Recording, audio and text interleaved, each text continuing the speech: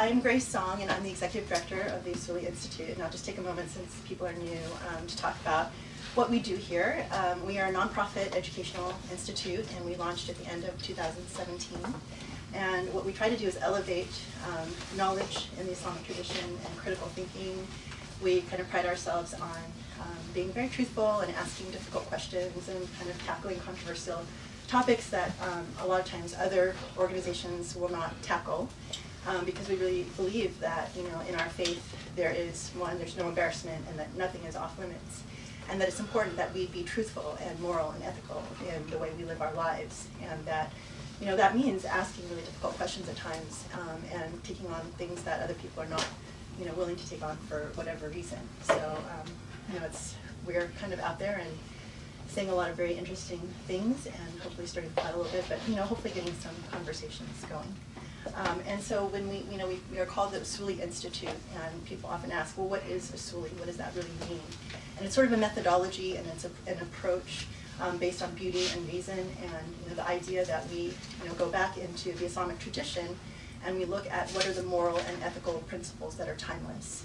And we apply those principles to our modern day problems. So we don't really believe that God intended to kind of hold everyone hostage in the 7th century when, you know, Islam was revealed, and that we're trying to reclaim some, you know, medieval way, but that Islam is very much, you know, alive, you know, living tradition, and Islamic law in particular, and that, you know, it has to be meaningful for our lives and hopefully help us to, you know, be the best versions of ourselves. So, you know, we try to, you know, tackle things that and challenge the status quo. So that's kind of what we do in a nutshell. And everything that we've done is available online. So if you go back and are interested in, you know, our educational events, our Tafsir, and all of that, everything is on usuli.org. So, and for those of you who don't know me, I always am sort of proud to say that, you know, the voice that I bring, I mean, the professor is, you know, obviously a very esteemed scholar, and but the voice that I bring is that of a woman, an American convert,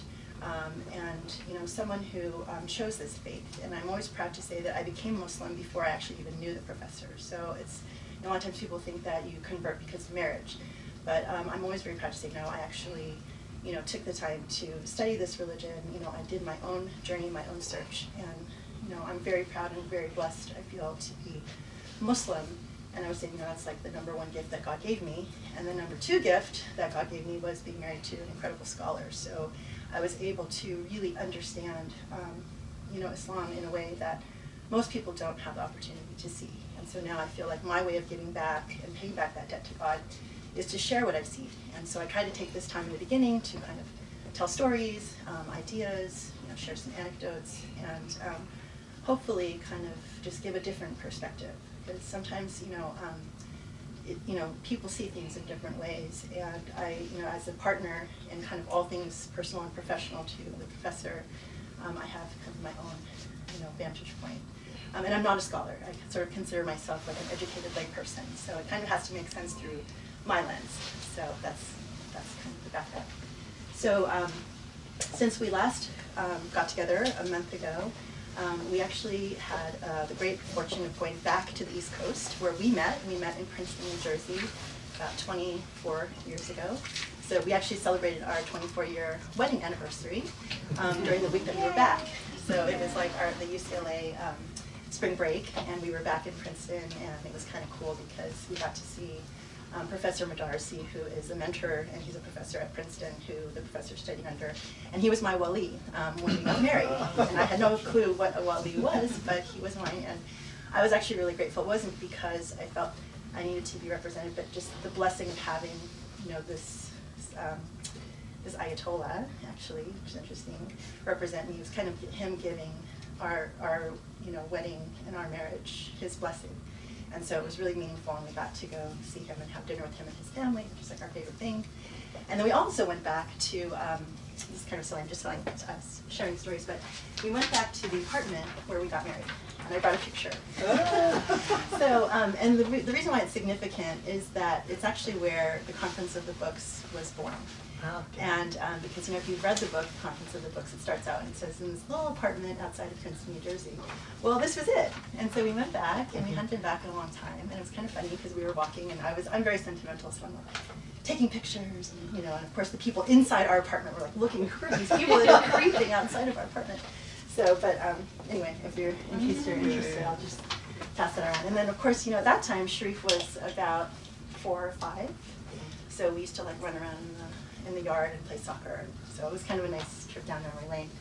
But the thing that's really significant about it is, when we went back and kind of went to these familiar places, it really reminded me of kind of my early days as a Muslim and as a convert, because I was about a year in when I met the professor, so I had already converted and kind of spent my early conversion days entering like a mosque. Actually when I converted, I had never entered a mosque before.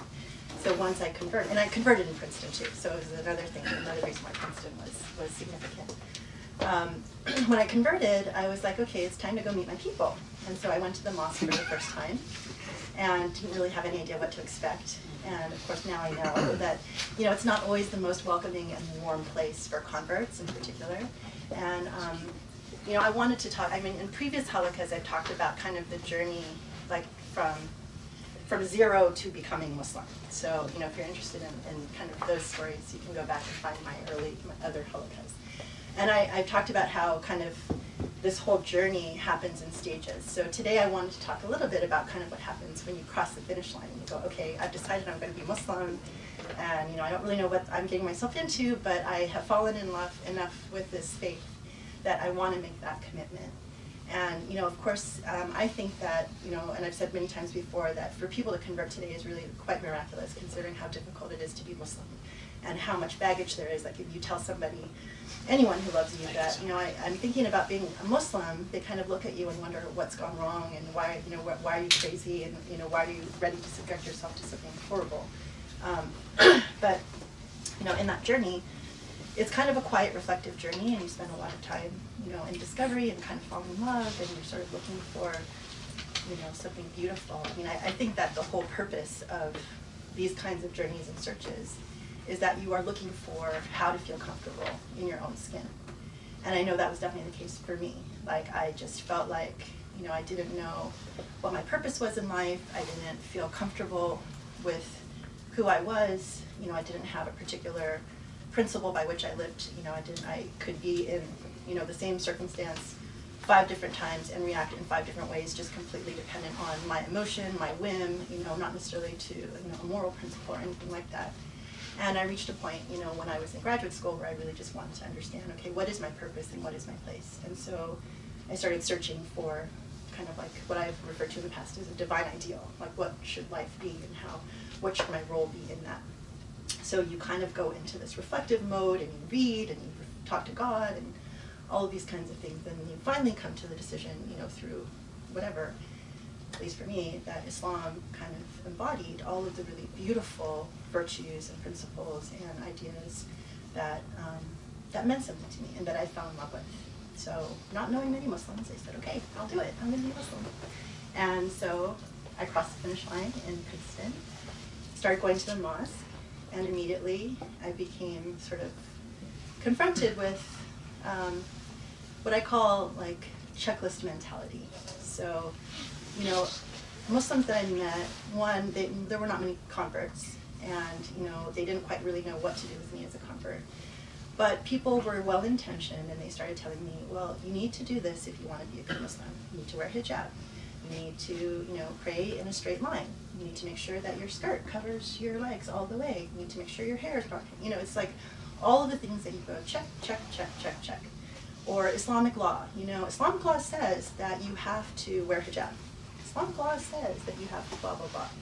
So I kind of was coming from, like a falling in love period of like, gosh, beautiful ideas, justice, mercy, compassion, a loving God, to kind of like seeing what it looked like on the ground, which was very much like let's check this off, and if you follow this particular law, then that will make you a good Muslim.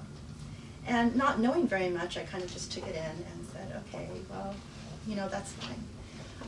And kind of suspended judgment and just waited to see what happened. And thankfully, I met the professor like about 10 months after that, before I was kind of like, okay, I'm done, I'm sick of checklists, I'm out of here, like I think a lot of converts do.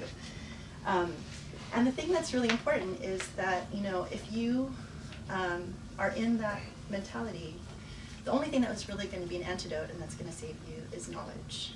And so I remember, you know, being back in Princeton and feeling like the very first time that I walked into this apartment, and as I've said before, it's kind of like you imagine this space full of books. I mean, actually, you know, this living room here has like a whole bunch of books, but if you imagine all of this is like crammed into one bedroom apartment, that's what that little apartment was like. So here I was, new convert, you know, walked into the apartment, and it's like, oh my God, look at these books. What is this? You know, it was just like eye-opening. And, you know, I was just like, oh, okay. Again, not really sure what to make of it, how to place it. It was really foreign and all of that, but just kind of got the sense of this weight of knowledge and beauty. And it was, you know, quite the juxtaposition to kind of when you go to the mosque, and oftentimes you go to a mosque and there are no books around, which is very interesting. And there's not a whole lot of reference to knowledge. And I realized that part of my liberation from that checklist mentality is coming across certain things that were like aha moments that unlocked freedoms for me. So one of the things that unlocked for me was seeing all of these books and talking to the professor and recognizing that, you know, when we talk about different kinds of issues, and of course, like I think 2 halaqas ago, I talked about what I asked the professor about hijab and how he answered the question for me, like, do I have to wear hijab? And in a nutshell, he's like, let's go to the books and let's ask the books. And we would look it up, and basically in a huge volume, you know, it would be like one paragraph that says, it's better if you cover prayer, you know, in Jumu'ah prayer. And we did that several times, and that's kind of what cemented in me, okay, you know, there's a completely different tradition happening here than what I'm hearing at the mosque. And I'm really intrigued, and I want to understand more. So as I got to know the professor, as we got married, as we started dealing with people, because people would often come and ask the professor for help, even just seeing how he would interact with his family and friends and whatever, I started seeing a very different ethic than the checklist mentality. It was like dealing with people with love and with complexity. You know, if someone had a problem, we'd start by going to the books. We'd start by going to the library and go, okay, let's see what the jurists in the past have had to say about this ethical issue or this moral issue or the things that, you know, we should be weighing. And you look at these books, these are not books of like, you know, what was decided in this particular case when someone had a property issue with his landlord. You know, they're not like the legal findings. These are books that discuss like moral questions, ethical questions. What are, you know, the rights of human beings? What are the rights of God? What is the right approach when we are confronted with certain challenges and questions? These are the moral principles by which, you know, you can apply to whatever complicated problem you're dealing with and try and seek the most beautiful way. And that's really what the professor's book, The Comments of the Books, is about, is that engagement with jurists, with the Islamic tradition, trying to find out what is the most beautiful way forward in any given situation. And, you know, we as human beings, we're very complex, so it's not as easy as a black and white. This is what's right and this is what's wrong. So that was very, very powerful for me, and that unlocked the freedom. And then I learned that there are multiple decisions in any given case. You know, at the mosque I'm hearing, everything is black and white, it's easy, Islam is a very simple religion, you know, it's just about whatever it is. And then I would come back to my reality and be like, no, you know, it's amazing. It's like there are so many different ways that a person and a scholar can approach a problem.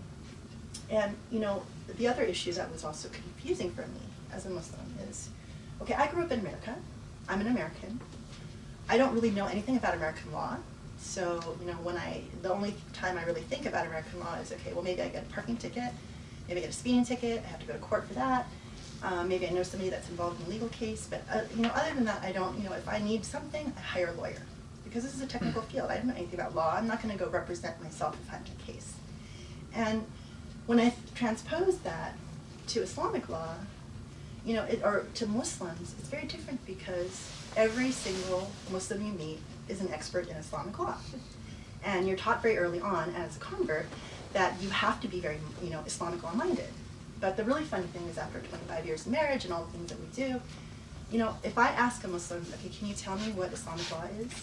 Can you tell me what Sharia is? Can you tell me what the difference is? Can you articulate it? No one can. For the vast majority of people really cannot. And there is no appreciation that law is a very technical field, and that's in America, that's why we don't represent ourselves when we, are in a court of law. But we don't appreciate that particular analogy when it comes to our religious tradition, and that's something that is really, really important. So, going back to the idea of aha moments. So, when we were in Princeton, the professor was giving a talk about Sharia in the university and talking about the whole idea of law. And that really stood out to me as like, okay, we have to understand, like if we take an analogy, let's say to American law, my question is, okay, so what do now that I'm Muslim, is my loyalty now supposed to be to Islamic law over American law? And, is there something different that I'm supposed to do? Like, how do I understand my relationship with, Islamic law? I don't want to do something wrong. I don't want to anger God, all of that. But let's take it to an American law analogy. We know, for example, in today's world, if you look at American law, it's okay to cage children, right? It's okay to separate families at the border. It's okay to kill people in other countries by drone strike without accountability. It's okay to arrest and, whistleblowers that we don't like because they're, like telling the truth in a way. So these are like sort of draconian American laws. Is it fair for us to say that, oh, see, that's an American law, so it must mean that that's what Americans are? Of course not. We don't think about it in that way. So in order to understand, like, okay, what's the relationship between, let's say, Islamic law and Islam? Islamic law might be like a particular finding that might be really ugly and disgusting, like the Sultan of Brunei, right? Now it's saying that you can kill people for being, gay, or we can chop off hands because they've, stolen something. But does that ugly ruling implicate the beauty of Islam if you're talking about a moral and ethical message from God, that God wants us to be sort of agents for justice and love and mercy and beauty? So these are some of the things that helped unlock for me, like, okay, well, what is my relationship with Islamic law and American law? I think that the reason why I bring this up is the professor talked, as I said, about Sharia and Islamic law, and I have a lot of these lectures that I've recorded and uploaded. But if you're interested in really like educating yourself about kind of that distinction about law and what does it mean technically as opposed to being like a normal person, I would encourage you to watch that. And that, as well as the other thing that he talked about in the last 2 weeks, combined with these discussions on law, is about love. And he was asked, actually, about a week and a half ago to give a talk to an interfaith group at the Islamic Center about love in the Islamic tradition. And it was a really surprising talk because he actually had never focused on the topic of love before in a lecture. And what I wanted to say is kind of when you're a scholar and you're asked to talk about a particular topic, that may be the only opportunity that you actually get to go back and kind of look at, for example, the books and what you learned in the past and kind of work on, what your presentation is about this particular topic. So in terms of what I wanted to say is to give you kind of an insight as to how scholars work. They, when you're thinking about a topic like love, what he'll do is he'll go into this library and he will, pull a lot of different kinds of books and a lot of traditions and a lot of scholars who have talked about love in the past. And it's a little bit like a symphony. You're kind of like pulling, different notes and, you're reading and you're kind of like, looking at how people approach different things, and you're synthesizing that, and you're kind of creating, your own approach to something. And so what I wanted to say is not every scholar has kind of the same approach to, the same given topic. And one of the things that I've learned as kind of like, as a partner to a scholar is there isn't like a body of knowledge that every scholar taps into. So when we kind of, as Muslims, very casually say, well, scholars think this, or scholars think that, if you are, people tend to think that, oh, well, all scholars kind of have, like a similar understanding of something. It's kind of like if you're talking about medical doctors, and you're like, well, all medical doctors know that this thing happens to your heart. Well, that's actually not true. A scholar actually, I think a scholar is actually like an artist. So, it's a really important nuance to understand. Like, every scholar has their own individual approach to looking at the tradition, mastering the books, deciding which books to read, which scholars to listen to, which scholars to not listen to, and how to kind of bring it all together into a way that makes sense. And some of the people here were able to listen to what the professor had to say about love, and it was actually, very, I think, very moving. But anyway, so the point is, I wanted to say that it's important for us to realize that not every scholar has the same approach. Okay. When we finished at Princeton, we came back, and he wanted to point out, what is the point of sort of all of this combination of, like understanding love versus scholarship. It's that, okay, guys, I'm like joking, sorry. I wanted to just say that, it's important for us as scholars to, as like educated layperson, to just have an appreciation that there are, different scholars, different approaches, and that, they're not all the same. And just because a scholar tells you that, something is a particular way, it's within your right to challenge it, and, to look for and trust, the beauty within you, and, how different people approach different things. So just to give you kind of a sense of like appreciating that, when people say Islamic law is something, and see Islam is really ugly, that it's not exactly, what it necessarily appears to be. So, the professor has emphasized that we should trust sort of our internal instincts about beauty and justice and love. And, in the absence, if you hear something that is really, like ugly, or something that kind of makes you feel like, this doesn't seem right to me, to listen to that inner voice, and, to kind of suspend judgment and wait until you hear something that sits well with your heart and your mind. And so thank you very much, and that's it. Oh, sorry, so should we then break for prayer, or? I don't know. You guys decide. What time is it? How much time do we have till? It's 5 now? 4 to 7. We can Until start. like 7:30. We get 4, 6, sorry. 6 till 7. So, Modern is why don't until we like break, 7. and then we will Is it modern until like 7:30? Yeah, so as the 6 still okay for us. Yeah. do we still have time? Yeah. I think we still have time, 1 hour before break if you want. Oh, because okay. 6 still okay for us, because Maghrib is 7 something. Modern is 7:30. 7:30. It's like 2 hours and a half. Oh, Yeah. so maybe we can start.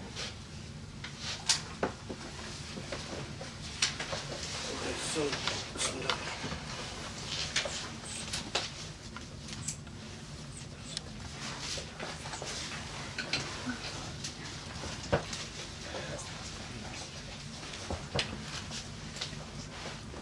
The surah today, the chapter that we will talk about is Surah Bayyinah, which is number 98. And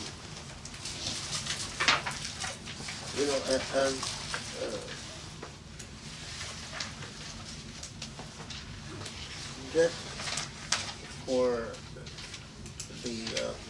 the regulars, I can't emphasize this point enough, that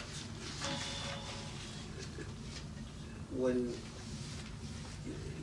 get into the habit of not listening to Tafsir, but to studying Tafsir and making each experience, each surah, a transformative life experience. Like all text,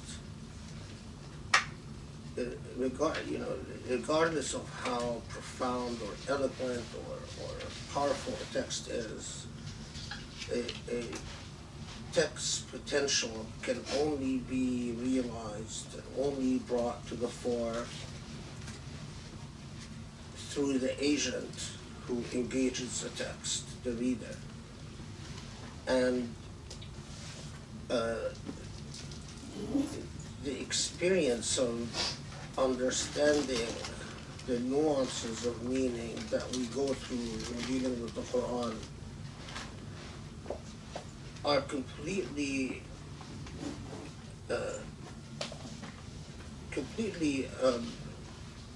a waste of time if you don't internalize these meanings into transformative experiences that completely reconstruct your character and completely transform. So I emphasize this repeatedly because in the age of mass communication and so on, it's very easy to get into the habit of becoming like information processors for the intellect to simply process data and to lack, your brain becomes something that receives data and forgets data, and then acquires data and forgets data. Data and the intellect, unless they combine in like a chemical reaction with your soul and your spirit, then you miss the opportunity of the engagement of the Quran. And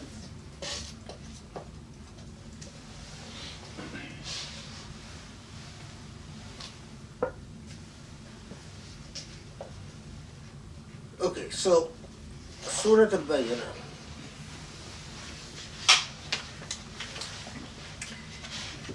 This surah is fascinating because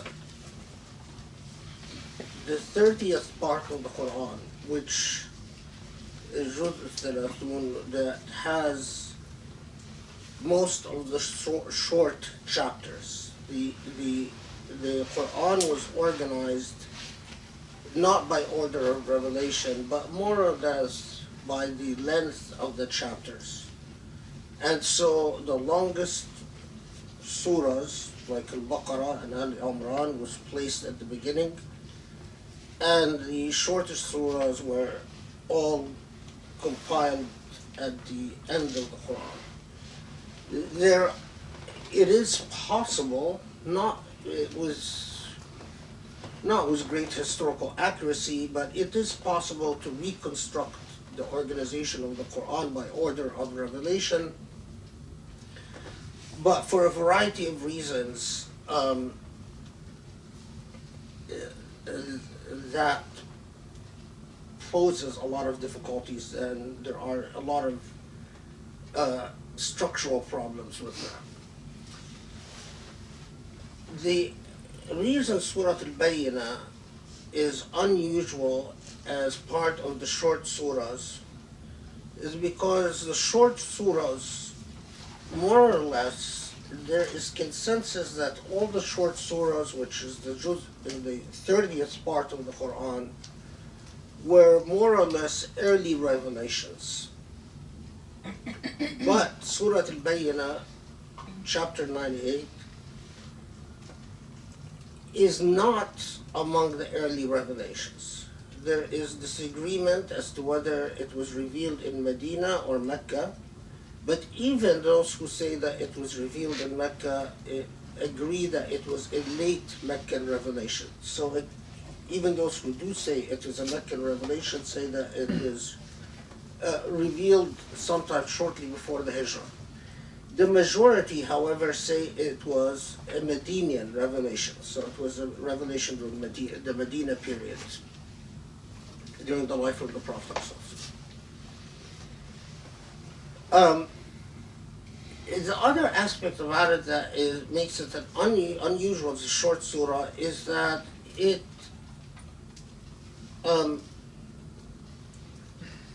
its musical tonality, it's all the short surahs have a certain meter that is recognized, especially by Quranic reciters, and especially Quranic reciters from Egypt, Syria, Turkey, Indonesia, Malaysia, in other words, outside the Arabian area, that is, if you study the scales of music, you recognize the mizan, or the meter of the verses. Surah Al-Bayyinah is of a different very different meter, musical meter for a short surah.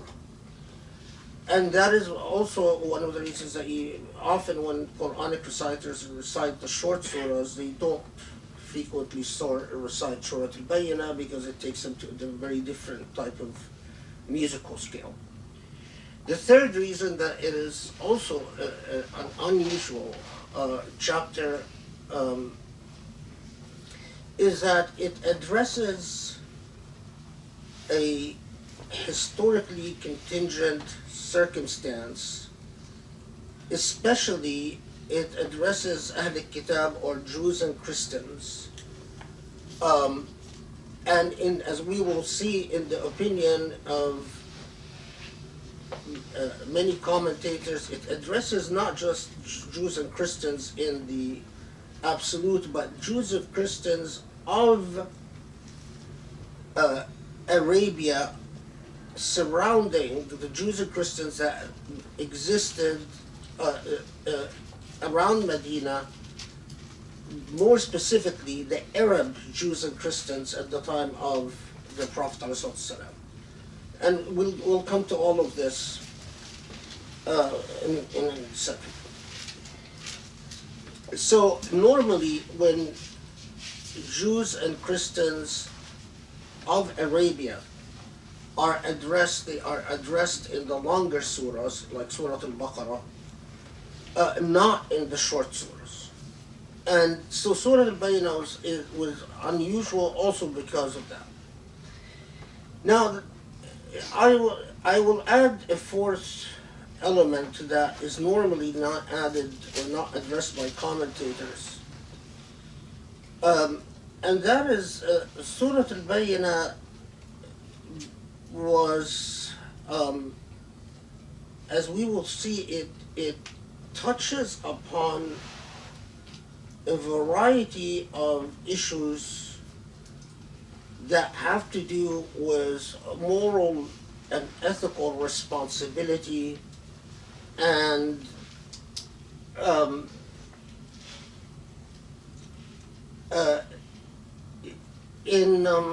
it opened up. It's as if it was a locus or a space for a variety of debates that were generated within the Islamic tradition.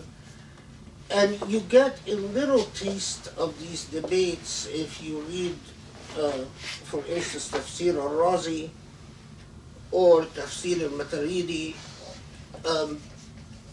They make general references to the broader intellectual debates that took place on the text of Surah Al-Bayyinah. Okay, so Amanda, can you just read the translation through for the entire surah? Okay. Bismillah ar-Rahman ar-Rahim. In the name of God, the Lord of mercy, the giver of mercy. Those who disbelieve among the people of the book and the idolaters were not about to change their ways until they were sent clear evidence.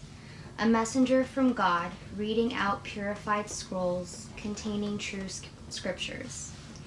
Yet those who were given the scripture became divided only after they were sent such clear evidence. Though all they were ordered to do was worship God alone, sincerely devoting their religion to Him as people of true faith, keep up the prayer and pay the prescribed alms, for that is the true religion.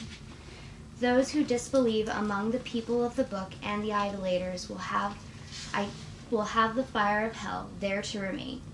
They are the worst of people.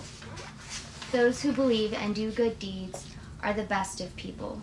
Their reward with the Lord is everlasting, gardens graced with flowing streams, where they will stay forever. God is well pleased with them and they with him. All this is for those who stand in awe of their Lord. Now, as you will immediately notice when we talk about it, how inadequate. This is which translation? Abdul Halim. I mean, translations, by their nature, are reductionist. They take the complexity of a text, and unless a translation is supported by copious footnotes that explain all types of nuances, the risk of a translation is reductionism.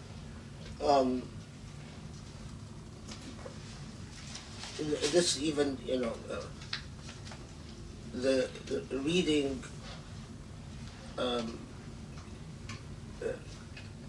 the Bible in Hebrew as opposed to its English translation is a completely a world of a difference. But reductionism is something that takes place in all intellectual milieus and all cultures, unfortunately. But it's anyway.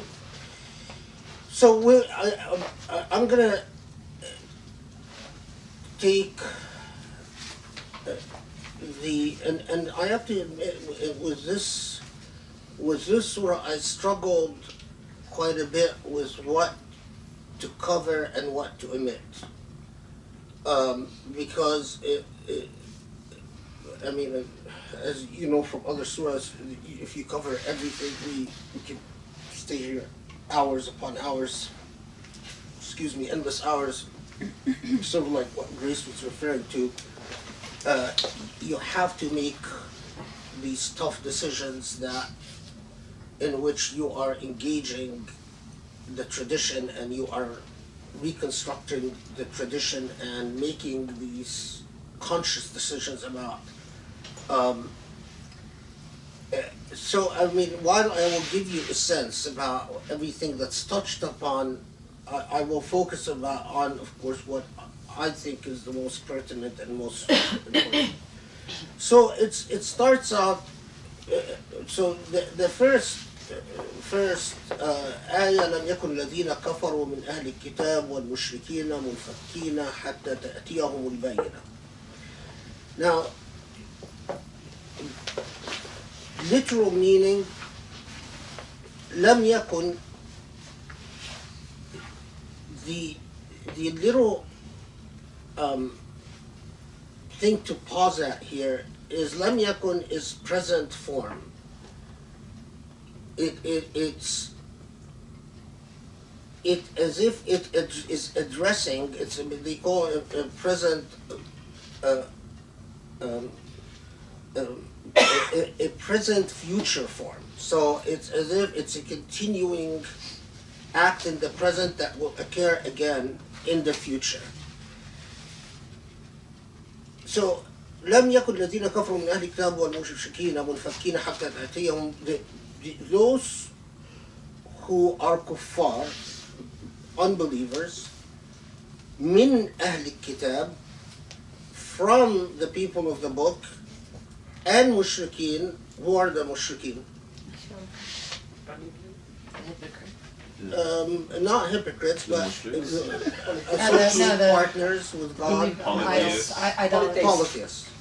So normally, the question always when the Quran mentions mushrikeen, is it talking about the theology of polytheism, or is it referring to specifically the Arab polytheists at the time of the Prophet? That's always the question when we see the word mushrikeen in the Quran. Okay, munfakin hatta ta'tiyahum al-bayyinah. They will not cease. Literally, that's what they will not stop. They will not cease. They will not change until the Bayyinah comes to them. And the Bayyinah we'll talk about what that is, but until something occurs, until there is some type of proof. So if you're reading this in a very literal way, you would say the unbelievers from the people of the book and the mushrikeen, the unbelievers at the time of the time of the Prophet, or the polytheists at the time of the Prophet, or the polytheists in general, will not stop until they receive proof. This, however, gave pause to generations of Quranic scholars. Part of the reason that this gave pause to them is that, and as we've talked about in the past, that our scholars used to take the Quran, their engagement with the Quran, it was far more nuanced and far richer than modern Muslims do. When it says لم يكن الذين كفروا من أهل الكتاب والمشركين منفكين حتى تأتيهم البينة, if it's talking about the future, the present and the future, then we have a logical problem. Because if it is saying that people of the book, Christians and Jews, and polytheists are not going to cease or stop until they receive clear proof, then that implies that if Christians and Jews and polytheists in the future receive proof, they will transform in some form or another. But scholars for generations now said, well, but that doesn't make sense, because we know that plenty of proof has been presented to Christians and Jews and polytheists, and they doesn't necessarily change. That's not the way human beings function. And what does munfakin, what does that, infakka means to stop doing something or to change materially. So if it wants to say that they will become believers upon receiving proof, the Quran can say that. But that's not what it says. It says they will not stop. That's a vague reference. Stop what? Yeah. What is it that they're going to stop doing or not stop doing? And then, حَتَّى تَأْتِيَهُمُ الْبَيِّنَةُ, until the proof comes to them. Well, what proof? Is it talking about a supernatural event at some time in the future? Is it talking about the revelation itself? Is it talking about something innate and natal within us? So this gave pause to generations of scholars, and again, you summarize a great deal of scholarly debates, and I always feel like I'm cheating the tradition when I summarize, but that's the only way you can present a lesson.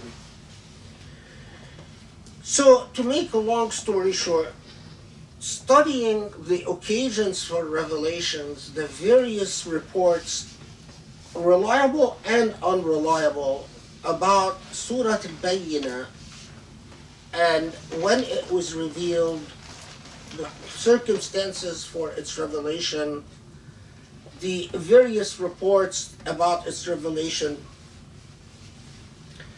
the majority of scholars, and I think it's fair to say the vast majority of scholars, said that this is not the present form used, lam yakun, has to do with a technical grammatical point in Arabic where you can use the present form to refer to a past event.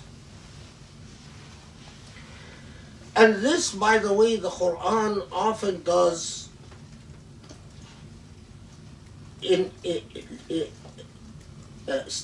terms of the style of the Quran. When the Quran wants to emphasize a past event that has a continuing moral relevance. So in other words, it's telling you that there's something that happened in the past, but you can still obtain a continuing moral lesson from it. The Quran will often do that. It will use the present future form to refer to an actual event that took place in history.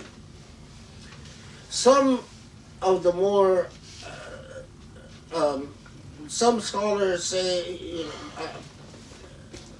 this has some of the more philosophically oriented scholars have said that the Quran often uses the present term to refer to the past, or the future term to refer to the present, because time is relative in the eyes of God, and space and time and meaningless. That takes us to Mullah Sadra's philosophy, and it gets to extremely high level of complexity that we don't need to jump into.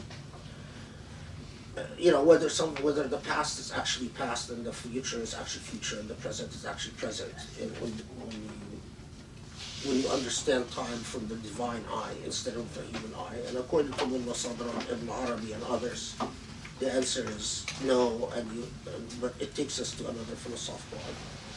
So لم يكن الذين كفروا من أهل الكتاب والمشركين منفكين حتى تأتيهم البينة. So then we get to the next step, that it is referring to something that the Quran addresses repeatedly elsewhere, and that is an ongoing dispute, and I'm just unpacking the layers the same way that Muslim scholars used to unpack the layers, because again, as Reese was referring to, and it's interesting because we never coordinate what we're going to talk about, but somehow it always ends up driving. Because the methodology is critical, and it is, the reason I do these tafsirs is also so you get a sense for how serious scholarship takes place with a text as nuanced and as rich and as serious as the Quran. So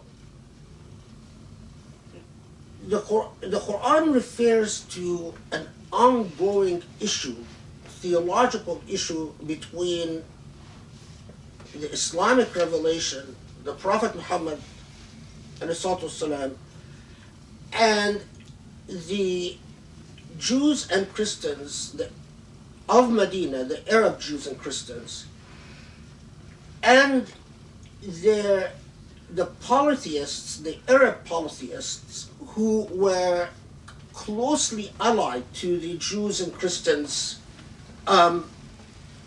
within the Hijaz area and Al-Ta'if and surrounding areas of Medina, in short.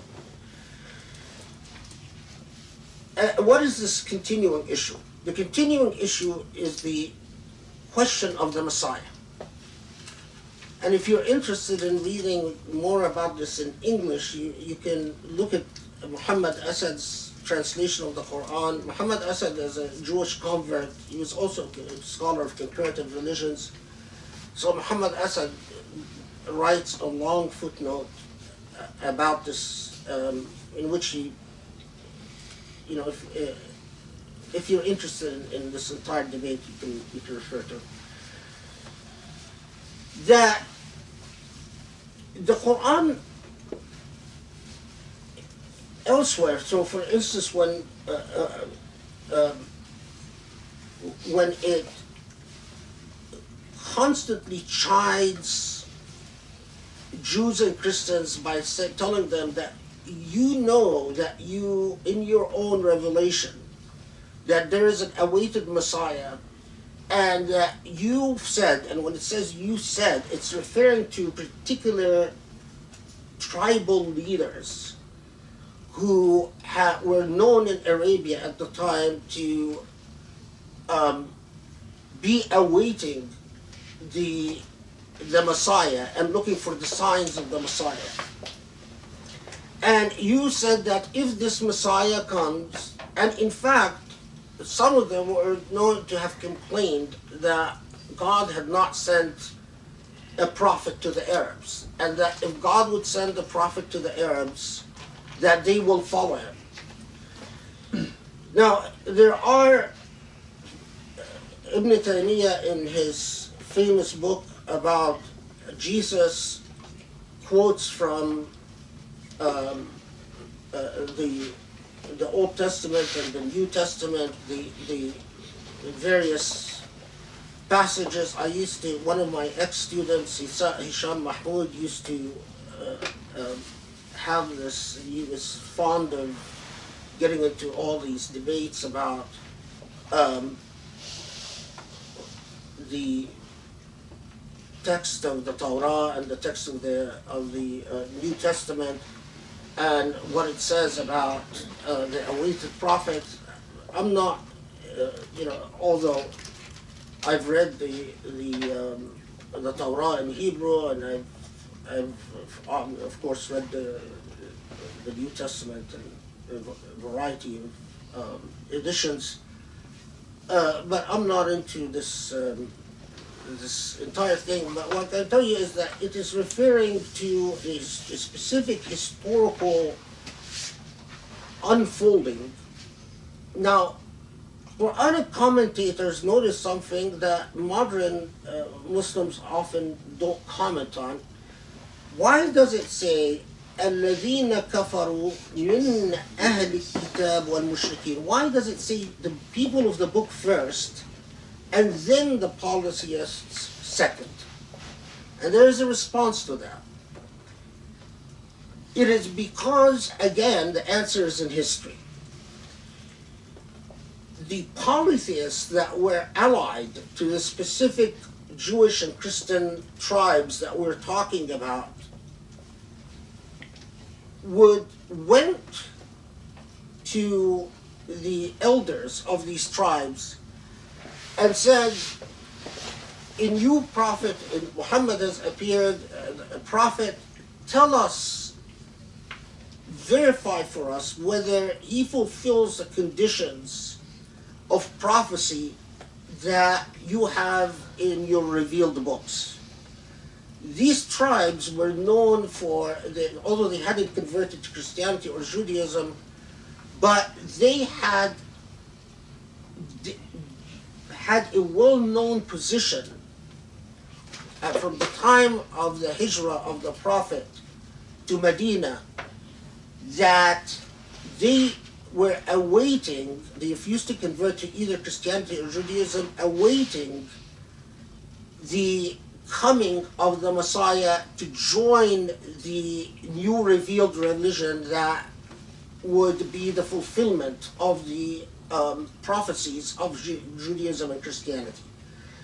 And so they went to the elders of these tribes and asked them, does he fulfill these signs and conditions?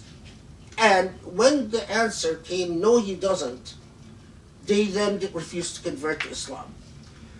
So what Surah Al-Bayyinah does is engages them by saying, you know that he does. You know that this is the awaited Messiah that was prophesied in your own text. And you know that you are not following him for reasons that have nothing to do with textual interpretation, but has everything to do with your own egos and politics of the time. And so it's interesting, though, that I've reviewed a number of translations in Surah Al-Bayyinah, and I find that none of the translations I looked at carry that important but critical nuance, because if you compare the approach of actually asking the obvious logical question, well, it doesn't make sense if it's referring to Jews and Christians and polytheists in the absolute. And the approach is completely shifted if you are talking about a historical unfolding. You'd think that that would be a very critical issue that all translations would include, but they don't. Okay, so now, munfakkina, they will not cease. So the people of the book and the polytheists, they will not cease, they will not stop. They will not, munfakkin can even mean change. So munfakkin here, that word would mean what? They will not stop opposing the Prophet, or that they will not stop refusing to follow the truth, or they will not. So in other words, now we have an actual contingent circumstance, his context for understanding what they will not stop is referring to. Okay, so far so good? Everyone follow? Okay. Now, another issue that comes up at this point.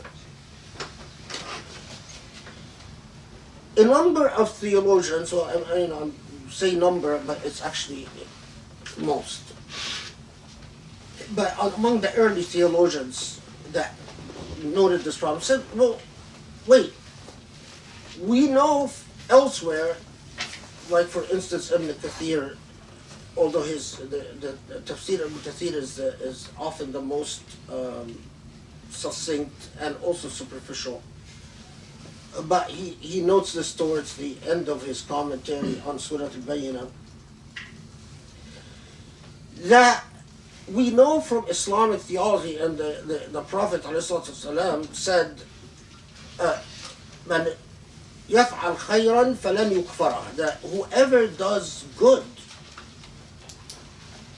will not be denied its benefits.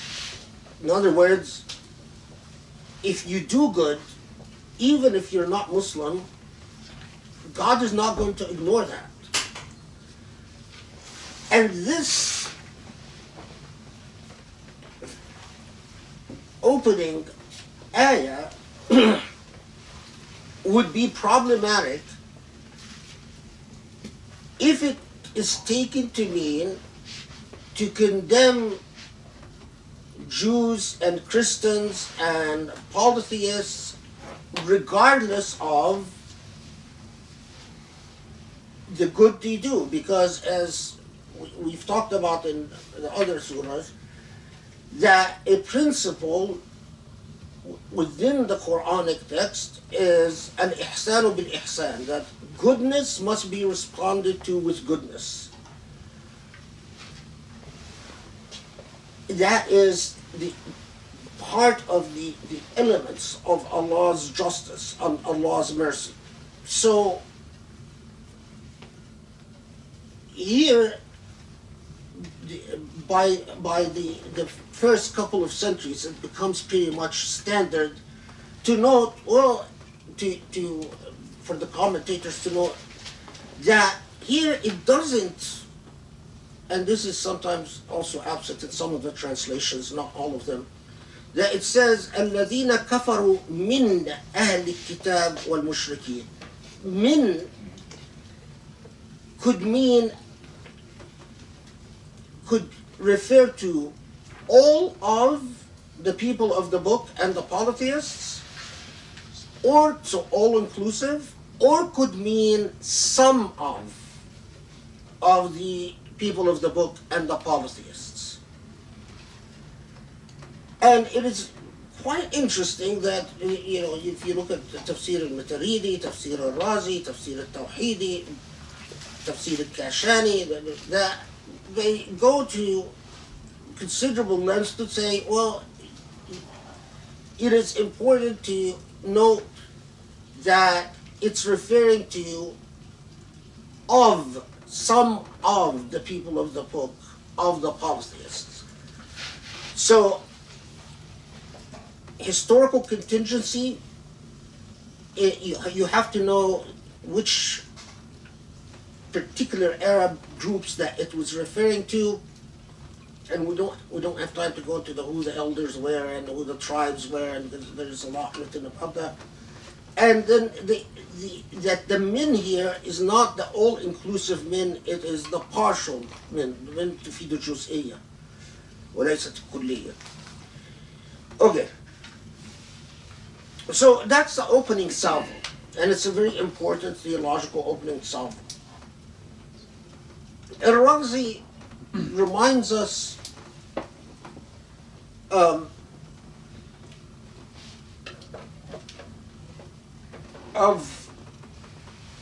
something that, I mean, it was interesting to find it in Razi because it's something that the Sufi commentators would often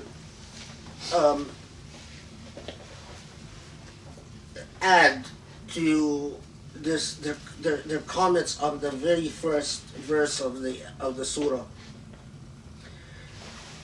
and that is particularly the Sufi commentators would launch into a discussion that why they would elaborate upon why God. I said that when you use the present tense to refer to a past event, it's a continuing moral and ethical point. Excuse me. So what is the continuing moral and ethical point? The continuing moral and ethical point is that, as you note, that human beings are master deal breakers with the divine because of the weakness of their soul. So for instance, Al-Razi, and here, for how many of you know read Arabic or know Arabic? Just show. I want to see the hand so I know if whether to quote or not. Okay. I mean, I quote the Arabic and then I translate it, but the reason I like to quote the Arabic is that so at least those who know Arabic can get a sense of what the little taste of what the original discussions sounded like.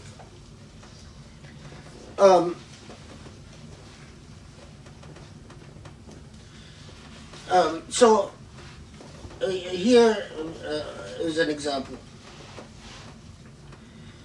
فالإنسان يقول لست أمتنع مما أنا فيه من الأفعال القبيحة حتى يرزقني الله الغني فلما يرزقه الله الغني يزداد فسقا فيقول واعظه لما لم تكن منفكا عن الفسق حتى توسر. And then it goes on. So the point is that human beings will often say, well, I will do what I do, but only if Allah would give me. Only if Allah would give me the best, the job that I want, the house that I want, the spouse that I want. Or only if Allah would allow me to find my dream partner, my soulmate. Only if Allah would. And at that moment, they supplicate, and they might even do dua more warmly than they ever did. And at that moment, they mean it. But it is the habit of human beings that once Allah gives them their feelings change, and their doubts return, and their attitude returns, and the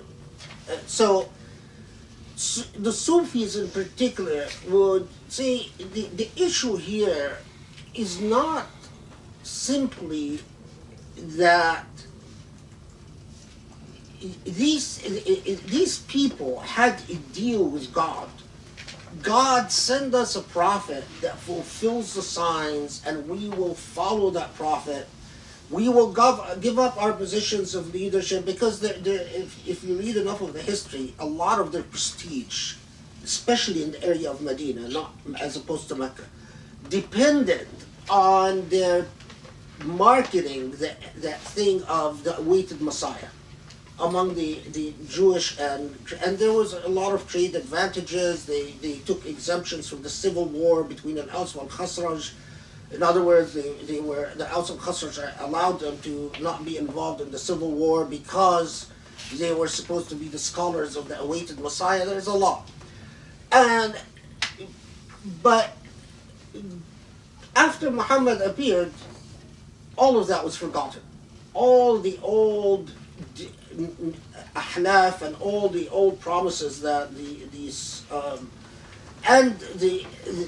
as well as the politicians groups, and in fact most of them ended up joining in alliances with the Meccans against Muhammad and the Ansar and the Muhajirin, and so in other words joined the war against the Prophet and his followers. And so the Sufis spend a great deal of time reflecting on this and addressing it at length, and say, the continuing moral ethic here is that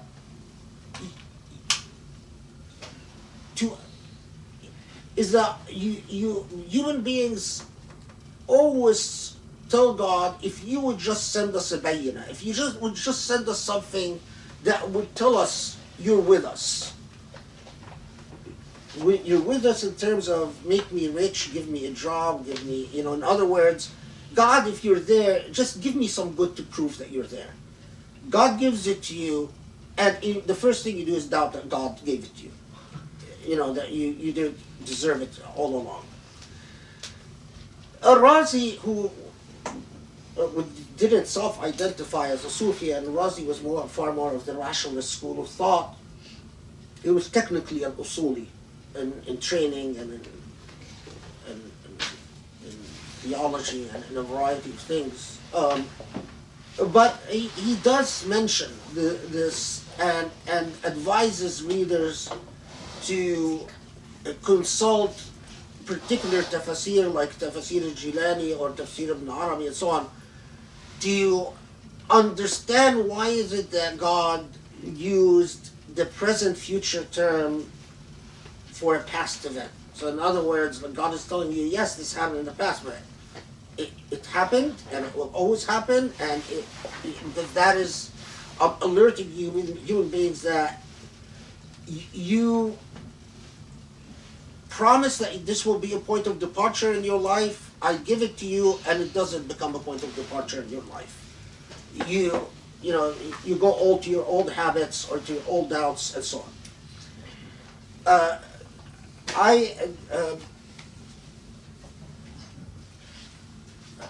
In the bag I brought along with me some of the Sufi tafsir, but then it would make this too long if I start quoting from them. Okay, and we're still on the first verse, so it's a very important verse. I've already several questions. Okay, hold on, questions. No more questions until the end. Yeah, of course. Just write down, so you don't forget though. Okay. So, what time is it, Chief? 5:45. I already broke all the promises I made to myself about keeping time. Okay, so حتى تأتيهم البينة. Okay, Bayyena. We have to pause at the Bayyena. Because it's not me who pauses at the Bayyena, it's the various scholars. The question is, okay, it says they will not stop, or they did not stop, or they promised that they would change, but they did not change. What is the Bayyinah? Now, Bayyinah, it derives from the Arabic word Bayyena. Bayyena is to differentiate something from something, to distinguish something from something. Bayyena in law means an evidentiary proof. So, Bayyena qada'iyya or Bayyena shar'iyya means a piece of evidence that helps you differentiate something from something, ignorance from knowledge and so on. But in this context, in this revelation, what is Bayyinah referring to? And I will go through the various scholarly opinions and then try to synthesize. So, some said Bayyinah here must be referring to revelation from Allah in general. For others said no, it must be referring to the Quranic revelation, that till the Quran was revealed because of the verses that follow. And you might agree with that when we talk about the verses that follow. Others said no, it's clearly what it means, what it's referring to here is the Prophet Muhammad himself, that the Bayyinah is the Prophet Muhammad who fulfills the conditions of the prophecy that they knew about, which, I mean, a very interesting field of scholarship is to trying to reconstruct what the Arab tribes believed that upcoming prophecies, whether the Christian, Jewish, because there were also disagreements among them about what the prophecies of the awaited Messiah are. Some scholars, modern scholars, they go back and they say, no, it's the same prophecies that you can still find in the Torah and in the Injil, that these same verses still exist. I'm more skeptical of that opinion, but anyway, that takes us to a different specialty in a different field. I'm skeptical doesn't mean that it's wrong. It just means that maybe because I don't know enough about it, I'm skeptical of it. I don't know. Skepticism often is just the product of ignorance and nothing else. Skepticism often is raised by people as a wise-ass position, a position of egotism and superiority. No, skepticism is often an admission of just you're ignorant, and so you should be honest about it. Now, a lot of Usulis and rationalists said no, al-Bayyinah, because of the subsequent verses in this chapter which talks about the revelation more explicitly and specifically, al-Bayyinah does not refer to the Quranic revelation, and it doesn't refer to the Prophet, because shortly in the verses that follow it will refer to the Prophet specifically. So it's referring to something else. And here, if I can, Razi was, as I said, was an Usuli. So I'll just quote and then I'll explain what it says.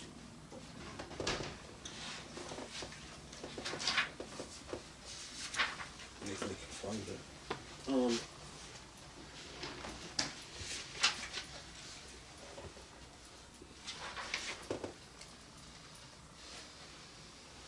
Oh, sorry, it's not Razi that I'm looking for. It's Maturidi, the famous finder of the Ash'ari school. Yeah. Maturidi. Yeah, you said oh, sorry, yeah. sorry. Is it on my? Oh, Maturidi, not the Ash'ari, the Maturidi, which is the between Ash'ariyya and Mu'tazila. Maturidi's tafsir, I like it because he still carries a lot. I mean, his position is nearly identical to Usuli's in so many issues. So here's what he says. والبينة هي والبي where is it?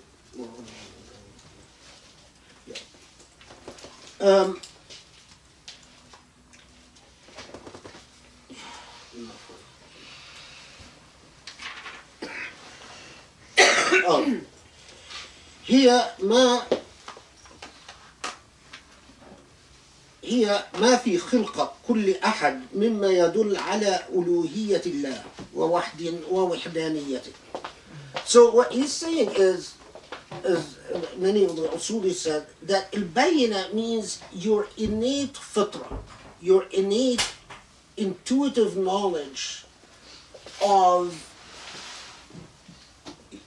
the innateness of the Islamic revelation, and particularly as it will, when it invokes the Hanifiyya, which we'll talk about in a second. Remember that in Islamic theology, the tribalism of Jews is considered to be non-intuitive. And the Trinity of Christianity is considered to be non-intuitive. The Trinity was known to the ancient Egyptian theology, and it was known to the ancient and medieval Arabs as the theology that came from ancient Egypt. And it was also considered to be contrary to al-Wahdaniyya, to the monotheism and the intuitive monotheism of Ibrahim. Ibrahim, who is often the archetype of monotheism, was claimed by as the par excellence, or the epitome of monotheism in its pure and unadulterated form, which is confirmed by the Prophet Muhammad. So what Al-Razi is referring, what Maturidi is referring to, and what a lot of the Usulis are referring to here, is that the Bayyinah is that inner calling within you that tells you that Allah is one and only and unequaled, the supreme, the first, the end, the beginning, the all, etc., etc. So this will harken back to the theme of Hanifs, which the word that the surah uses in a second. Wait, so pause here or? It's 5:50. We go till 6. Okay. So just keep in mind that the innateness or the intuitive nature sense that we are talking about is often referred to in theological language as the Hanifiyya or the Hanifs, who are supposed to be or reportedly the Arabs who followed the monotheism of Ibrahim, but refused to convert to Judaism or to convert to Christianity because they rejected the tribalism of Judaism and also rejected the concept of the Trinity as corruptions to the revealed monotheism of Ibrahim. Ibrahim and Abraham, of course.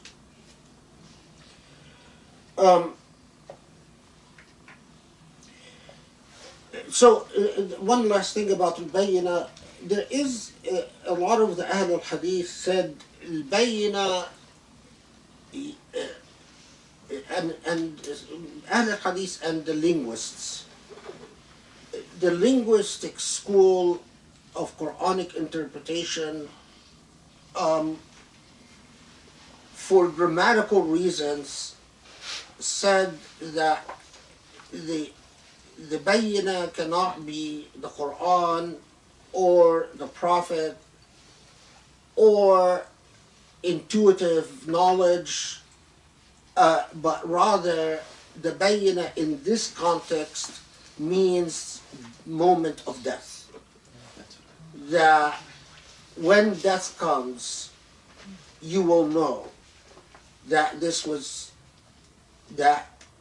the point where the truth will come to you, and you will know for sure that the followers, the people of the book, and the polytheists will know that they were wrong all along, and that this was the true prophet. Okay.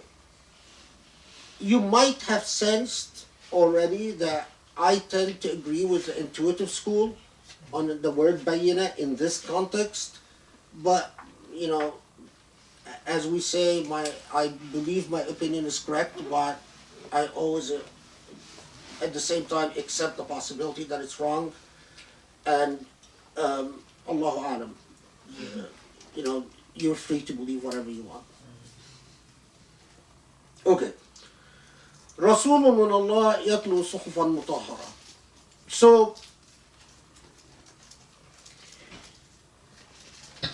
a prophet from God that recites suhuf is literally parchments. Now, of course, at that time, parchments, in a literal sense, were made from the skin of sheep or bones, or but there is wide agreement that that's not what it's referring to. It's referring to a consistent theme in Quranic revelation that refers to revelation, even though it was oral revelation. It's not referring to the actual writing of the revelation, but often the Quran referred to revelation as if it is a written book. Many commentators then say, well, this is because it's up in the heavens, written somewhere. That's a debate we don't need to get into. Lawh al-Mahfuz and all of that stuff. So, that a prophet from Allah that recites suhuf mutahhara, a purified revelation. We get now to let's pause with that expression. And by the way,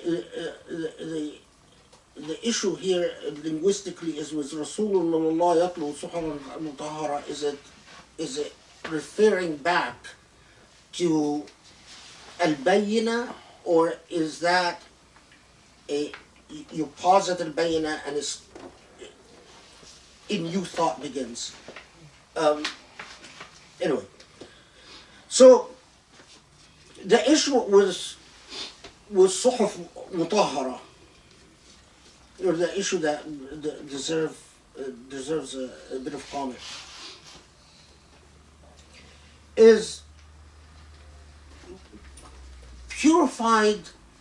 We can understand that this is a revelation, but purified in what sense? Is it purified in the sense that it is free from error, مطهرة من الافتعال والافتراء, as they would say, or that it is mutahhara in the sense of purified as in blessed and beautified? So it would be a metaphorical meaning, not a literal meaning. Is it mutahhara in the sense of another metaphorical meaning in Arabic, that sometimes you use the word tuhr, or purified, to refer to something that is truthful? So meaning mutahhara means sadiqa, which is truthful, or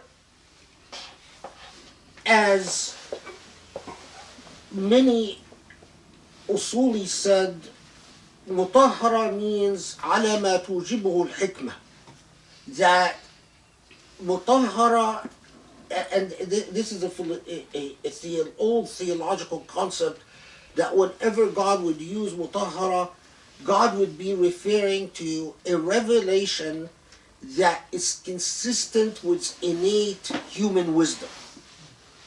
For modern Muslims today, that concept is a bit odd to them because it's unfamiliar to them. But for pre-modern Muslims, that was an old part of Islamic theology. That the word tahara can either be used in a literal meaning to mean pure, clean, or mutahhara could mean whatever is consistent with innate old wisdom. If you want to get a little bit radical and a little bit, you want to shock your system a little bit, you get into some of the very interesting debate about whether it's Aristotelian wisdom or non-Aristotelian wisdom, because Muslim theologians would actually talk about that. They used to refer to Aristotle as a Mu'allim Kabir, and some would say it is Aristotelian wisdom, and of course many of the later Sufis came and said no, all of those who followed Aristotelian wisdom were completely wrong. Islam came with a rebellion against Aristotle. So I mean, I'm just giving you again, so you get a sense for how rich this tradition is. So 2 verses, still just from Surah Al-Bayyinah, 2 verses. Part of why I do this is that I try. It irks me.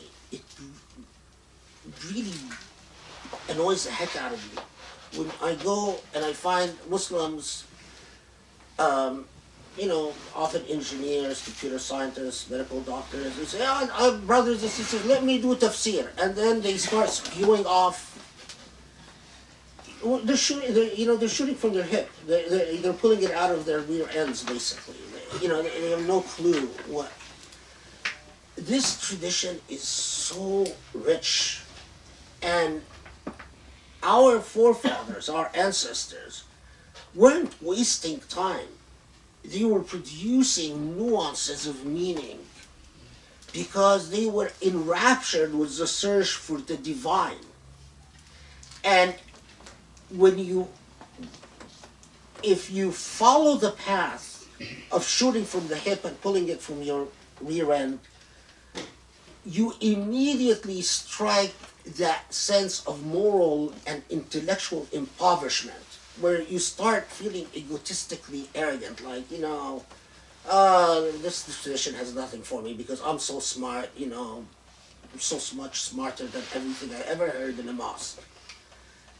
If you come from where I come from, nothing bothers you more than what you hear in a mosque, because it is so nuanced, and the amount of intelligence that has been invested in this tradition, and you've heard me say this a million times, especially those of you who studied these for a long time, that the intellectual investiture in this text, the text of the Quran, rivals any tradition by miles. Christian, Jewish, Zoroastrian, Hindu, Buddhist, but not if you take modern Muslims, and especially Muslims of the West, because non-Muslims of the East are plagued by despotism, and every time there's someone intelligent among them, they end up being arrested, tortured, and made to disappear in prison.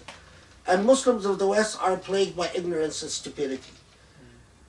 And between these two catch-22, so the reason that I do this, I'm very blunt. He's cracking up. Sorry. Yeah, it's true though. Speaking the truth.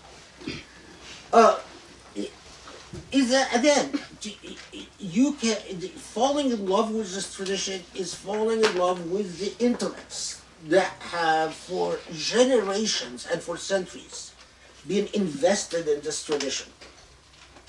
So, رسول من الله يتلو صحفا مطهرا. We, for our purposes, will say mutahhara just means something pure and valuable and truthful, although I again tend towards the opinion that mutahara means innately consistent with intellectual intuition. But that, you know, that's my. But for our purposes, let's take the mutahara meaning that purified meaning beautiful. But that's a good compromise. That it is that the Prophet ﷺ is reciting Yatlu, and notice here, because we're going to do Surah Iqra soon inshallah, that Muslims even noticed when the Quran says to the Prophet Iqra, read, as opposed using tala, which means to recite, because we know the Prophet didn't read. So recite here means he would receive and recite it. Suhuf refers to not necessarily the written inscription of the Quran, but to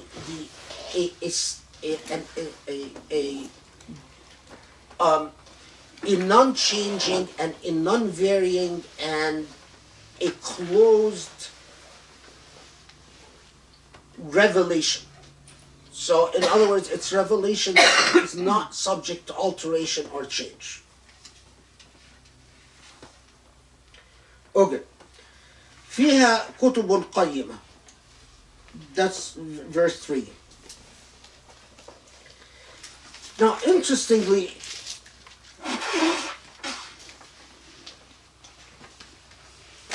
again, because Muslims would pause with the Quran, some, especially the grammaticians and the literalists, said, well, فيها كتب قيمة. This is a very problematic expression. In it are, how did he translate the third verse? Containing true scriptures. Okay, yeah. Pause, pretend to be your ancestors for a second, and pause with this and say, فيها كتب قيمة. فيها, containing or in it, kutub, books or scriptures, قيمة, valuable. What did he say, rich? Containing true scriptures. No, قيمة is valuable or rich or important. Okay. Now, how could the revelation be containing valuable kutub, valuable books or scriptures? Isn't it all valuable? Could it be partially containing? Is part of the revelation not valuable and another part valuable? Do you see what I'm saying? Now, of course, if it's modern Muslims, I can't help myself. If it's modern Muslims, I would say, brother, don't say things like that. Don't even think thoughts like that. You know, astaghfirullah. But your ancestors did. Say, how could God say, فيها كتب قيمة? How could it be in it, containing? So does this mean that part of it? And what is the difference between suhuf and kutub? Why would it say suhuf, which means scriptures, and then kutub, which also means scriptures? And we know that the eloquence of the Quran would, of necessity, forbids it from using two words to mean precisely the same thing. The Quran never did that. The Quran is way too precise for that. So that gave them pause. And launched a considerable discussion.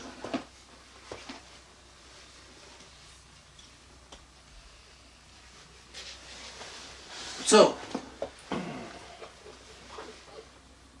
I will skip the grammatical debate because it will take us about what is فيها necessarily partial or all-inclusive, جزئية أم كلية, and this whole thing. However, what the major issue that this focused on is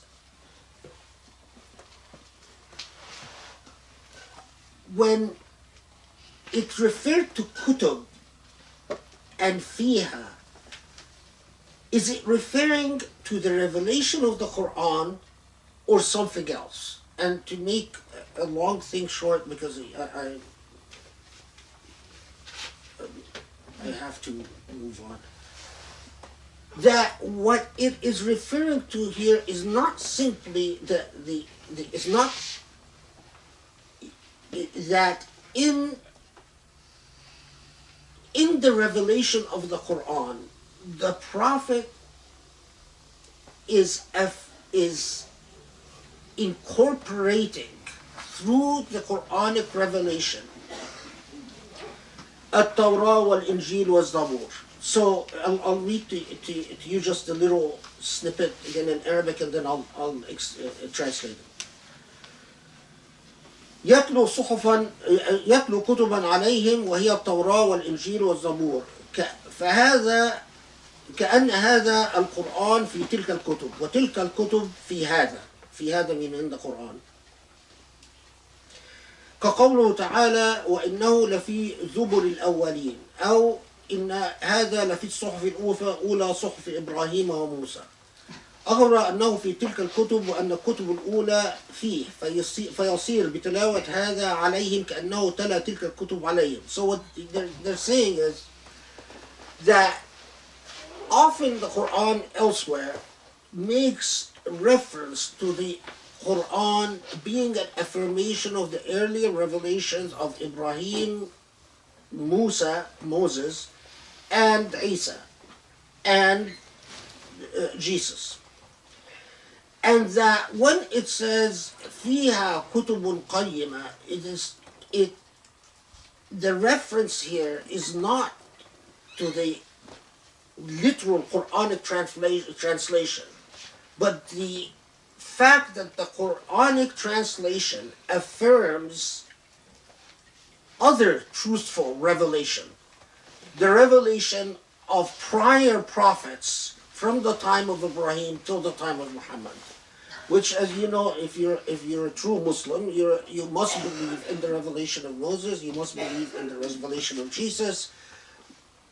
Even if you believe that some of the text has been altered, and that's a very big topic, but you still believe that, and that's why, as we will often see in the Quranic Tafsir, that often commentators on the Quran will quote the Torah and will quote the Injil, and when it agrees with the Quran, then then we believe it and we accept it as God's revelation. So when often the Torah will say Moses said, that's the part that we consider a revelation by Moses.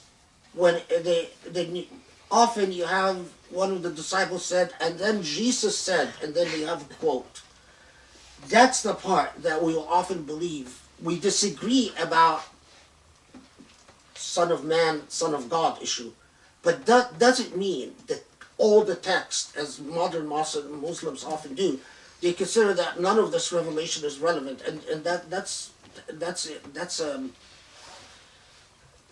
a very novel corruption. That's not the way Islam dealt with these revelations in the past. In fact, all of the Quranic commentators, all the Quranic scholars, one of the things that strikes you about them is that without exception, you immediately notice that all of them had read the Torah and the Injil, because they quote from it repeatedly and freely.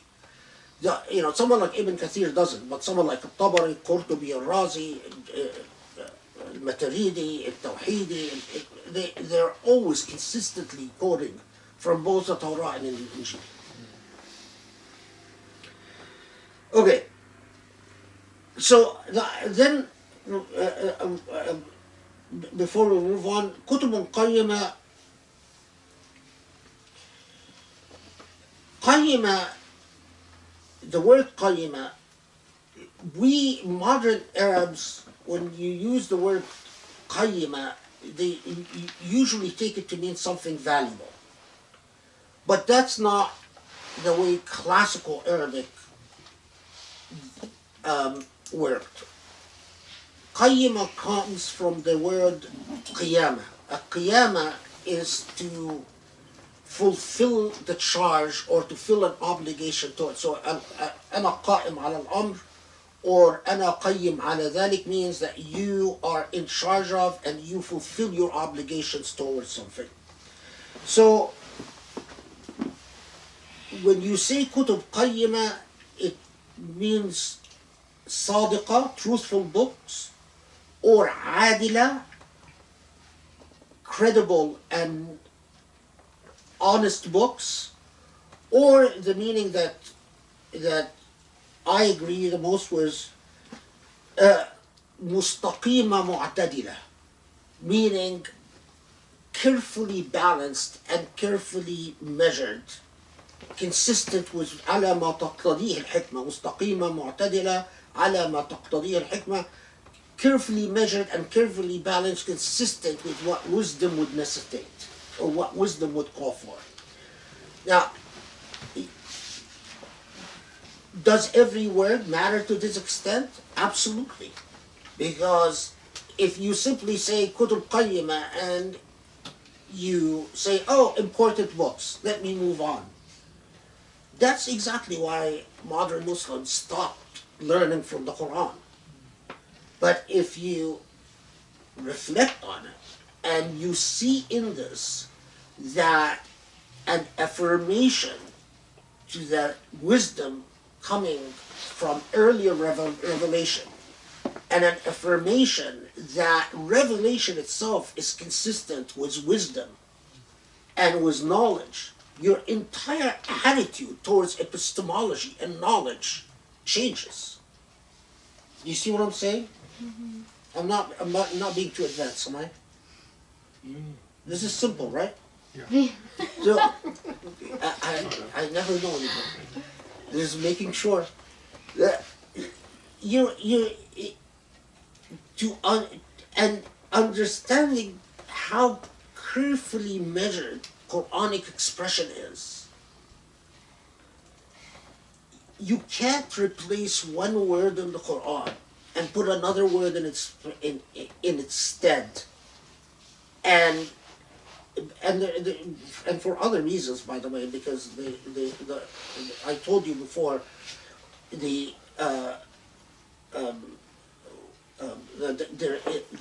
Quranic revelation itself, it's like has a meter to it, and if you go around, the choice of words itself sustains that meter, which is quite fascinating. Okay. And by the way, so just before I forget, like when, for instance, the Quran, when the Quran said مصدقا لما معي ذكر هذا ذكر من معي وذكر من قبلي is a verse that I'm talking about, but the same meaning, that the Quranic revelation often refers to itself as an affirmation to what came before me, and it's the same context, same meaning. Okay, shall we pause here? Yeah. Someone and you put him in this library and you say, okay, your job is to read all the books in this library. How long it would take them?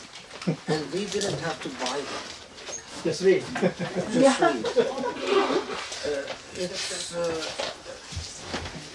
you know, all civilizations of the world, what determines the rise and fall is whether the culture and social conditions can invest in the talents that Allah creates. So, you know, the Bachs, the Mozarts, do they bury them or do they elevate them? And if the organization of society buries talent, the civilization is done, because it's these talents that ignite a sense of fervor and excitement and hope. And so you can always, you can study the health of a civilization by going to these elements that are talented in art, music, philosophy, mathematics, and see how they are treated within their context. And that will tell you everything you need to know.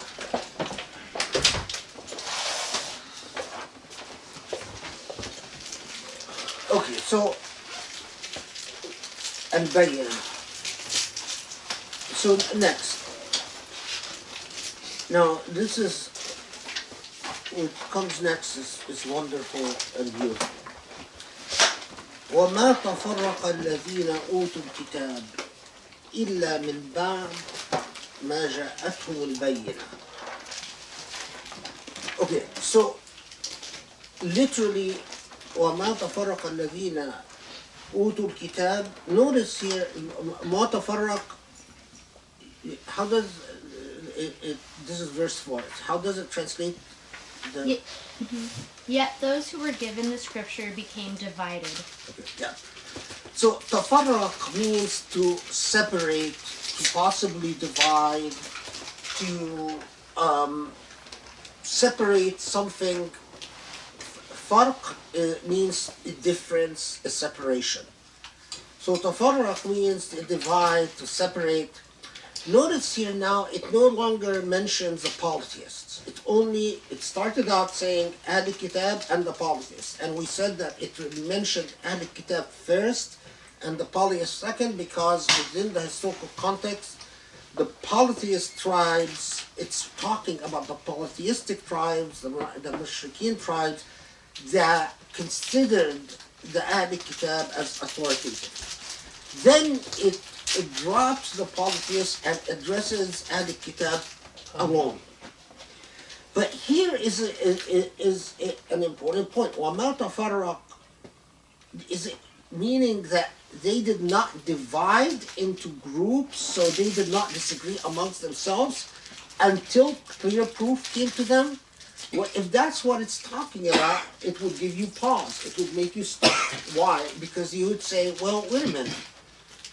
Well, we know that they were divided into groups before. If Bayyinah means the Quran, or means the Prophet, or means, even if it means innate wisdom, we know that they divided into groups before Islam and after Islam. So how could it be referring to them being divided into groups? So, in other words, if it's referring to sectarianism, that would give you pause.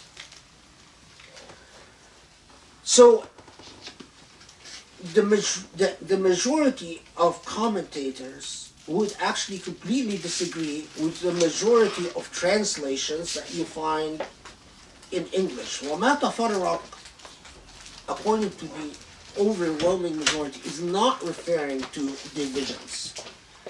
Meaning, وَمَا تَفَرَّقَ means they did not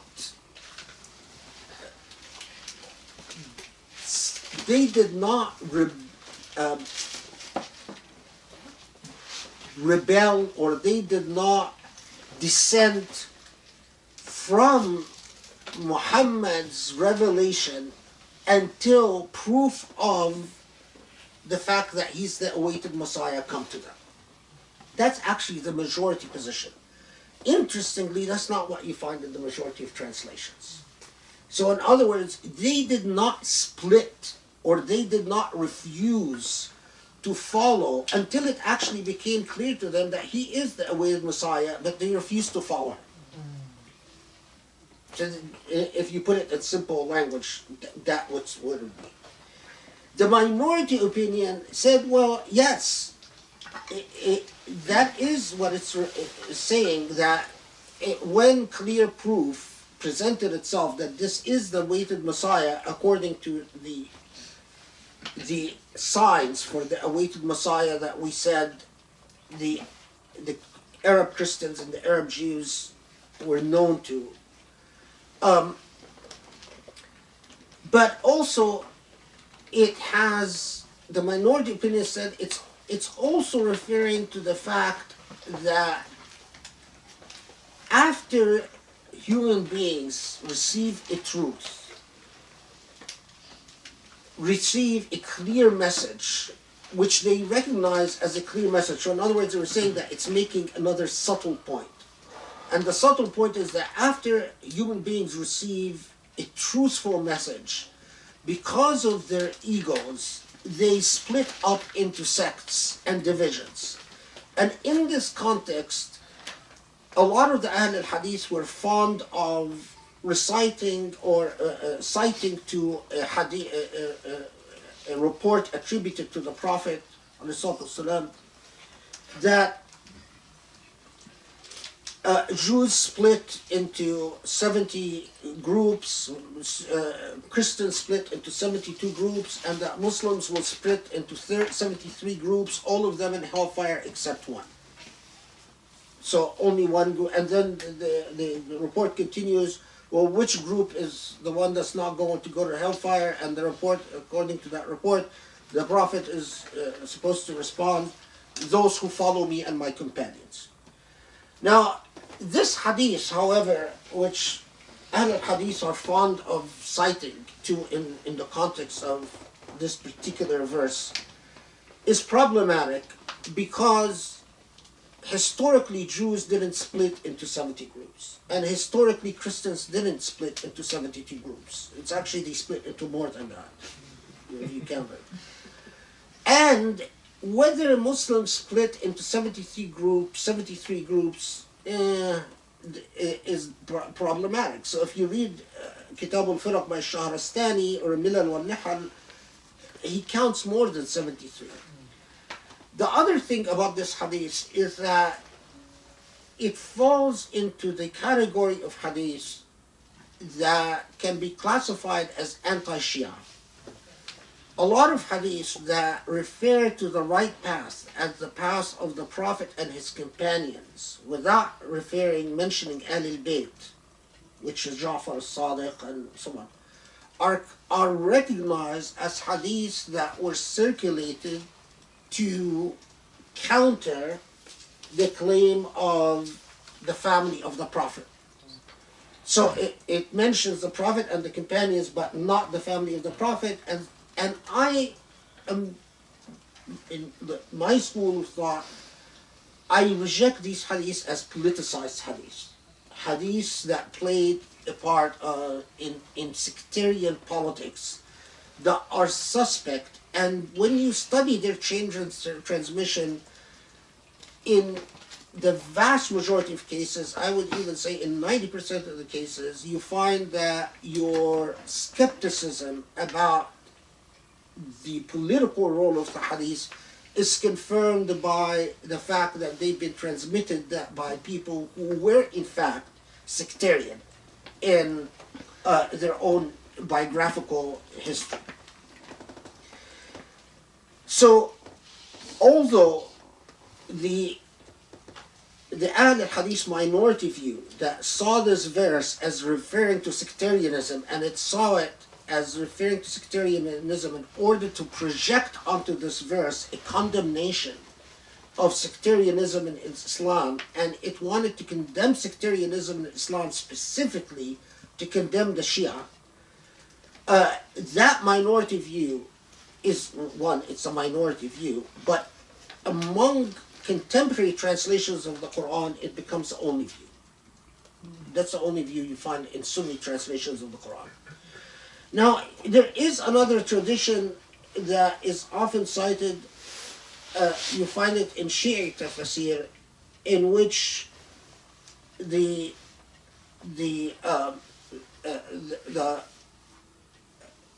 which is the exact opposite of the Sunni sectarianism, the sectarian tradition, in which the Prophet ﷺ is supposed to tell Ali, do you know who is the saved group? And Ali says, who, O Prophet of God? And he says, you and your Shia. that again is among those sectarian traditions that I am very suspicious of and do not. But I do think the meaning of this verse is, the majority view is correct, even though among modern Muslims it has, that view is not represented well. That what we're talking about is that the Ahl Kitab specifically, who knew the signs of the awaited Messiah, did not break, did not rebel, did not split, did not declare their opposition until they knew that this in fact was according to the affirmations they made before the revelation of Muhammad started, that this was in fact the person that they said they would follow. If only God would send to them an Arab prophet that fulfills the conditions. They wanted a prophet that walks in the street, that was the son of that was an orphan, that was from a noble family. There are a whole there's a whole thing about the conditions that they said that they were waiting for, and that were in fact according to their own criteria were fulfilled. Okay. وما تفرق الذين أوتوا الكتاب إلا من بعد ما جاءتهم البينة. So that then becomes clear enough as to what it's referring to. وما أمروا إلا ليعبدوا الله مخلصين له الدين حنفاء ويقيموا الصلاة ويؤتوا الزكاة وذلك دين القيمة. Okay, this one we have to pause with, because now this is an important, very important affirmation of what is a consistent theme in the Quran. The Quran often refers to ad-din al-hanif. Now, remember that the Prophet ﷺ himself says, بُعِثْتُ بِالْحَنَفِيَّةِ السَّمْحَاءِ. When the Prophet ﷺ describes Islam, he refers to it as Hanafiya, a tolerant Hanafiya, an open Hanafiya, a welcoming Hanafiya. Al-Hanafiya is a very old concept in Arabic philology, and it was known to pre-Islamic Arabs. Now, at the most basic level, it was known to be the faith of Ibrahim. The faith of Ibrahim was monotheism, a rejection of the Trinity, a rejection of the chosen people. The Arabs were quite conscious of the idea of the chosen people theology, which, although Islam came and it said, yes, in fact, they were chosen, but they were chosen not in the sense that they claimed they were chosen. So it's not a racial choosing, but a theological choosing. In other words, they agreed to follow Moses, so that those were the chosen people. Anyway, that's a different matter that we'll come to in a different surah. But the polytheism of Mecca split into two groups. A group that said, we still follow Ibrahim, but we need the Greco-Roman gods. The Greco-Roman gods were the Lat wal Uzza, Manat, and so on, that are interceders, because the God of Ibrahim is, they had gotten from the Jewish tradition that the God of Ibrahim is a tyrant, aloof, uninterested, and that the God of Ibrahim cannot be accessed unless you go to interceders, and the Allat wal Uzza and Manat were the interceders, the idols. The second group, which there is a big debate as whether Quraysh belonged to the second group or the first group, were outright atheists. They just didn't believe in God or the hereafter, so they completely rejected monotheism. Now, we often say the mushrikeen or the kuffar without differentiating which group, and that's what group we're referring to. That's okay in this context. In other contexts, we will find that we'll have to talk about it, but not now. What is important in this context is the concept of al-Hanafiyyah, which did refer to the monotheism of Ibrahim, the patriarch, the one who there was a widespread mythology that he is the father of the Kaaba in Mecca, although again a lot of corruptions and deviations have entered into it, and who is also known to Christianity and Judaism as the great patriarch, the great prophet. So, and there's another thing about al-Hanafiyyah is that it was a thoroughly moralistic theology. So the Hanifs were the closest they come to were the philosophers. It was the philosophy of the Stoics. They did not like the hedonism and materialism of Mecca and the Arabs and the classism and elitism of the Persians and their allies, or the classism and racism of the Romans. What is important is that Islam came affirming the Hanafiyyah as in fact the path of God. Now, if you look into the philosophical tradition, this created a certain affinity between many of the Muslim theologians and philosophers and what we know today as the Stoic tradition in Greek philosophy. The Stoics had a philosophy of self-empowerment and morality, and they were also most of the philosophers of the Stoics were put to death.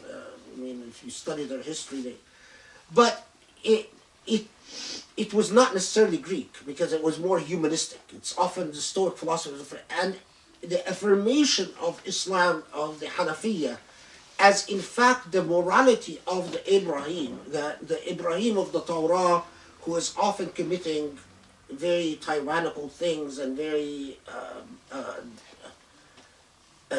cruel and brutal things, is denounced in the Quran as a corruption. And in fact, Ibrahim is constantly portrayed as sort of this coupling between monotheism and innate humanistic morality. And that is here where the word samha becomes important. When the Prophet ﷺ say al-Hanafiyya samha, as-samih is not just someone who is tolerant. Tolerant is a poor translation for it. As-samih is someone who's pleasant, who brings happiness to others. So when you say rajulun samih, means a man who is friendly, pleasant, happy. So a good translation for samha is humanistic. So so in other words, elsewhere, Muslim theologians often refer to al-Hanafiyyah as Siratul I'tidal, the path of moderation. You are neither fanatic literalists like the Qurra, nor hedonists like Ahl al-Hawa. So you follow a path of moderation. So when it comes there, it says, وَمَا أُمِرُوا, and they were not commanded. So it's who's the they that they're referring to? It's referring to وَمَا أُمِرُوا إِلَّا لِيَعْبُدُوا اللَّهَ. They were not commanded except to worship God. It's referring to the people of the book.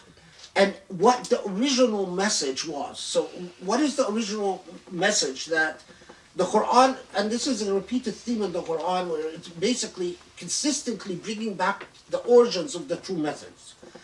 They were not commanded except to worship God, يَعْبُدُ اللَّهِ مُخْلِصِينَ لَهُ الدِّينَ. How does he translate the first verse? Though all they were ordered to do was worship God alone, sincerely devoting their religion to Him as people of true faith, keep up the prayer and pay the prescribed alms, for that is the true religion. Yeah, sincere, مخلصين له الدين. It's interesting that he skips the Hunafa part. In the translation by the Sayyid Nasr group, what is it called? The study Quran? Huh? Some of the study Quran? Yeah, the study Quran. Which you have? Right? He just has the Arabic word Hunafa. He doesn't translate it. Hanifs. Hanifs, right? Yeah. Singular form, in other words. So, which is entirely respectable.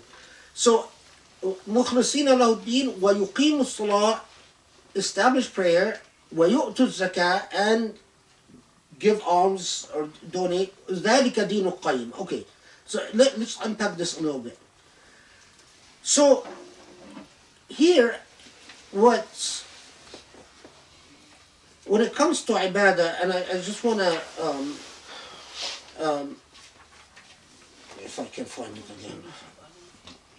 I didn't have time to index my notes, so that's why there was too much to.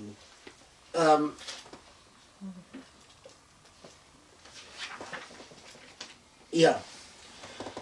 This is from Razi's Tafsir. He says, والعبادة هي التذلل ومنه طريق معبد أي مذلل ومن زعم أنها الطاعة فقد أخطأ. Why am I quoting this? Because modern Muslims always, when it comes to the word Ya'budullah or Ibadah, they always translate it as obey God. What Razi is saying is, Ibadah comes from the same root as Tariq al-Mu'abbad. Tariq al-Mu'abbad is a straightened out path or a set out road. Ibadah means at-tazallul, not humiliation, because modern Muslims understand tazallul from the word dhul, which means to lower yourself to something. Tazallul means to make yourself at ease with something, to make your inner self consistent. It's as if you are moderating yourself, so you balance your ego so that you are consistent with the divine. And Razi says, and those who said that ibadah means obedience are just simply wrong. This is the Arabic that I was quoting. Because, again, modern Muslims, under the influence of modern theological movements, often just think that that's what ibadah is, just obedience to God. That's not correct, and that's flattening a very, very nuanced concept and a very rich concept. Okay, so they were ordered to perform ibadah to Allah. Now, مخلصين له الدين, why does Allah say مخلصين له الدين حنفاء? Okay, the Hanif's part, we said it's an affirmation of al-Hanafiyya samha, which is affirmed repeatedly in the Quran as the path of Ibrahim and all the prophets, and an insistence that the morality of the Hanafiyya is the morality of the prophets. مخلصين له الدين, the issue of the sincerity of your inside. I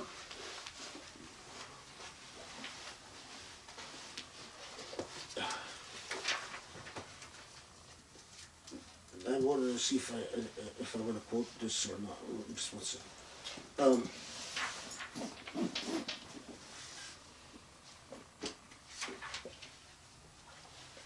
Yeah.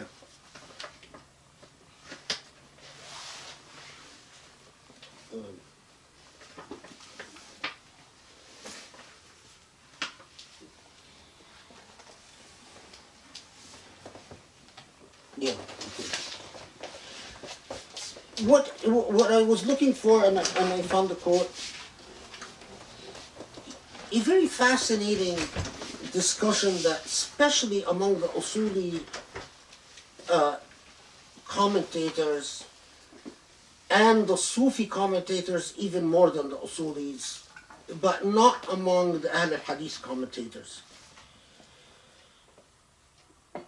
Which it always fascinates me that they always pause at this issue of mukhlisin. Ikhlas means to be sincere in something.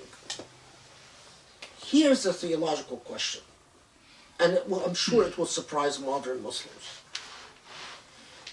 If you worship Allah because you want the joys of heaven, you want fruit, and you want trees, and you want rivers, does that impeach your sincerity? Are you worshiping Allah because you want the heaven or because you want Allah? So here's the quote. Because I know modern Muslims, they say, oh, no, you must be making it up. You know. So here's the quote.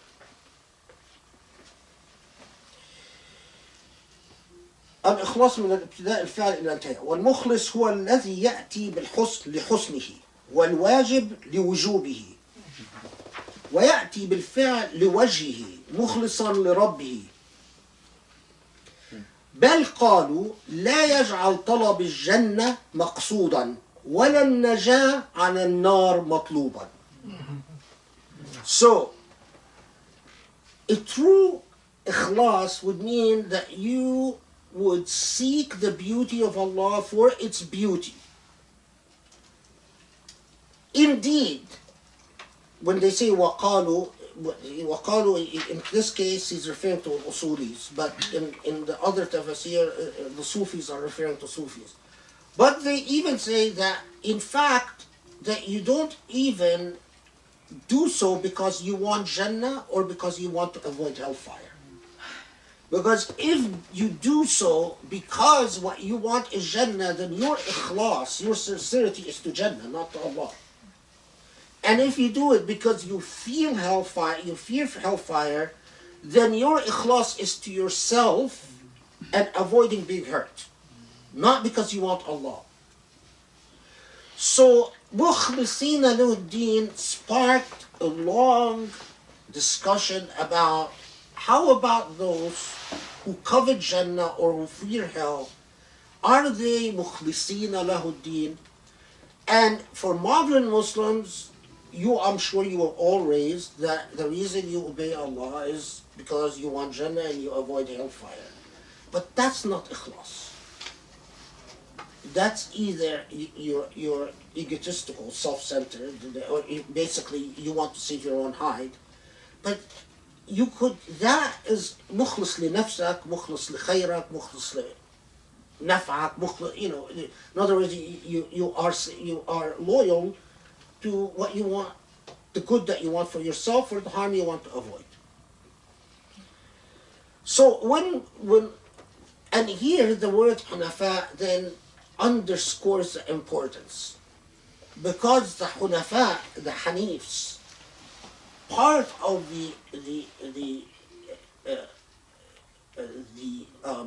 bragging rights of the Hunafa, the Hanifs of Arabia, was that they were the first to invent the whole poetry of virginal love for Allah, to talk about Allah. If you're a woman, you talk about Allah as your the man that you love, and or if you're a man, you talk about the divine love as a love of a woman. So the entire Sufi poetry about Layla, when they often talk about Layla is a metaphor. It's a metaphor for the divine. So when you often find, even modern Arabs, they'll say, Ya Lili, Ya Aini, Ya Lili, Ya Aini, in songs. And, you know, idiots say, well, what the heck why do they keep saying Ya Lili, Ya Aini? Are they talking about my night, my eye, my night, my eye? No, that's not what they're talking about. They're talking about God. Of course, modern Arabs have forgotten that a long time ago. No modern singer says Ya Lili, Ya Aini and thinks about God. But that's where it comes from. Ya Lili, Ya Aini was a metaphor for God. The eye, the seeing eye, remember the eye that we talked about that you put in sujood? That's the eye that they're referring to. And Layla is symbolically what the older Sufis connoted with. So, for instance, when you seek the love of Layla, and Layla is nothing but you. What Hanaj is saying that that search inside yourself for the divine. Anyway, so that's the importance of مخلصين له الدين حنفاء ويقيم الصلاة ويؤتوا الزكاة.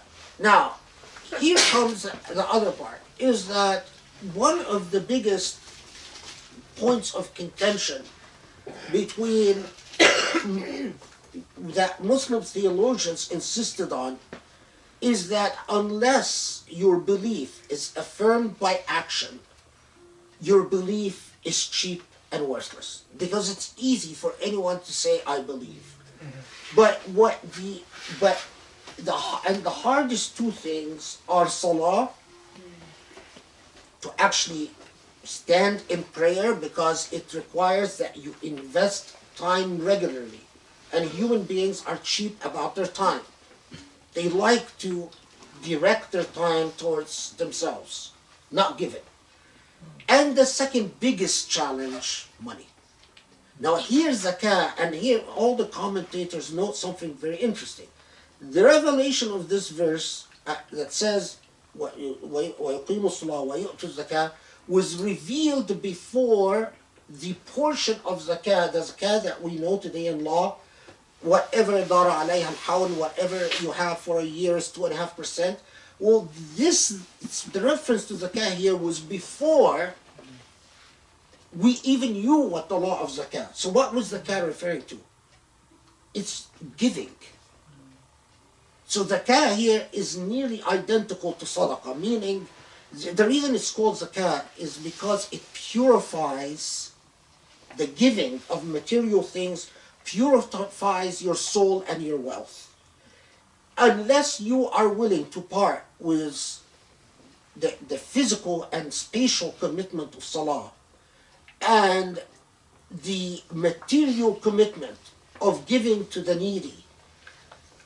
So that is why for the, well actually when we get to Khayr al-Bariyah, and that is why then it concludes وَذَلِكَ دِينُ الْقَيِّمَةِ. So, and this is the true qayyimah here means the true religion.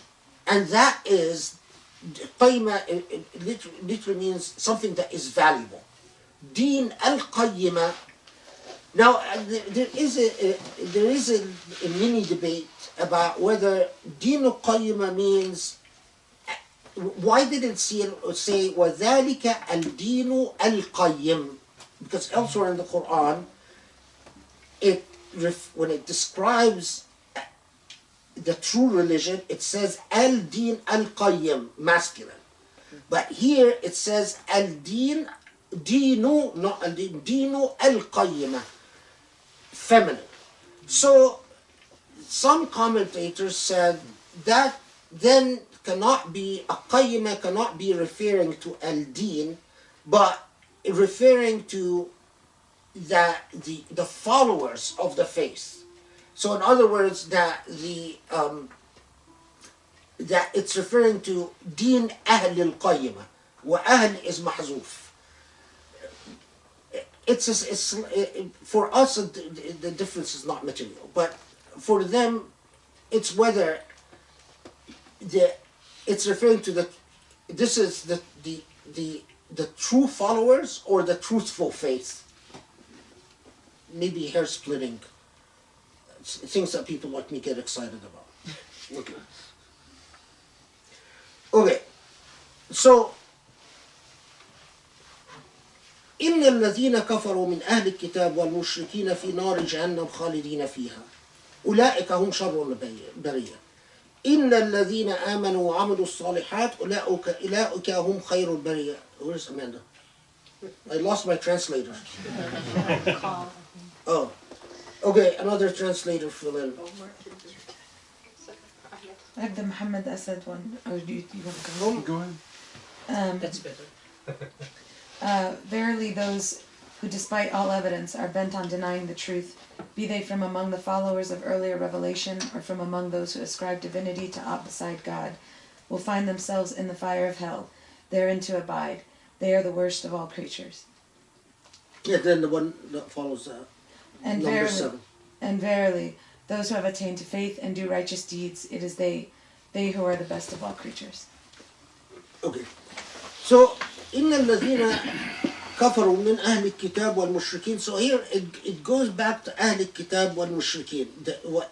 We started لم يكن الذين كفروا من أهل الكتاب والمشركين. So it goes back to, because it started out by saying the people of the book and the polytheists. And then it addressed the people of the book alone. Then it went back to the people of the book and the polytheists.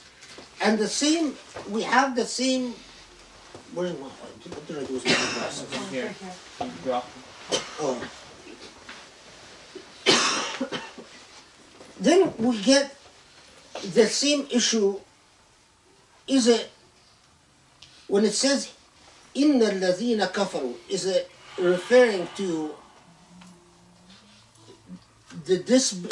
to people of the book and the polytheists from in the past to the future, or is it specifically referring to the people of the book and the polytheists who denied the signs of the prophet, who refused to follow him, i.e. limited to the Ahl Kitab, the people of the book in Arabia of the time, and the polytheists of Arabia of the time? That's a debate. So some say, no, this is a reference to what the verse started with, meaning that it is not the polytheists and people of the book in the absolute, while others say, no, here it shifted gears to addressing the people of the book and the polytheists, not limited to the historical contingency. So in other words, it first started out with the polytheists and the people of the book and the polytheists who denied the signs of Muhammad's prophecy, but now it's talking about those in a more absolute terms. However,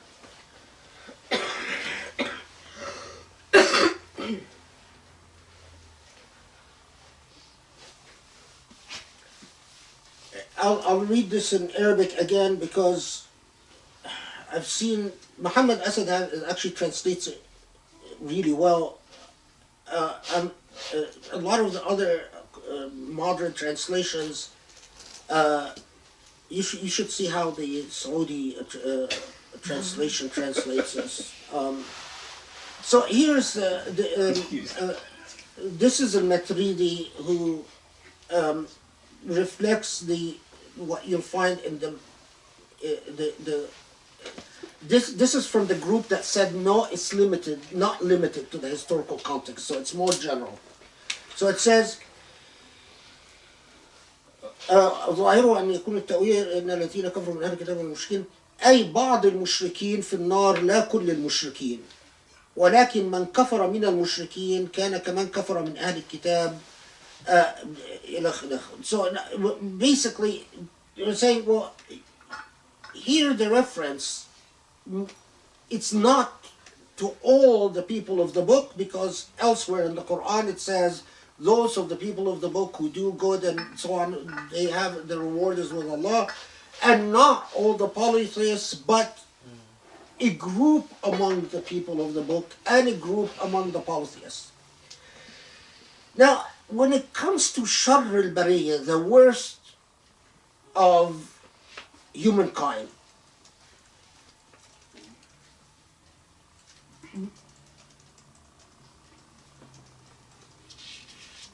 paralleled with إِنَّ الَّذِينَ آمَنُوا وَعَمِلُوا الصَّالِحَاتِ أُولَٰئِكَ هُمْ خَيْرُ الْبَرِيَّةِ, that those who believe and do good are the best of humankind. This gave commentators a pause. Why? Because if you are saying,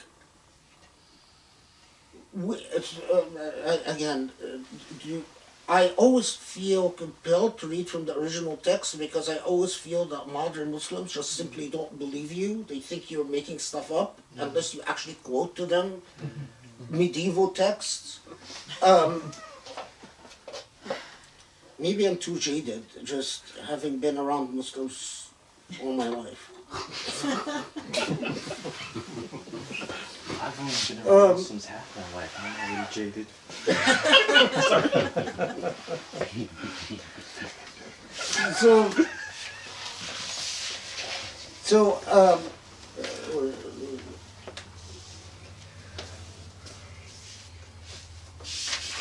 Where is it?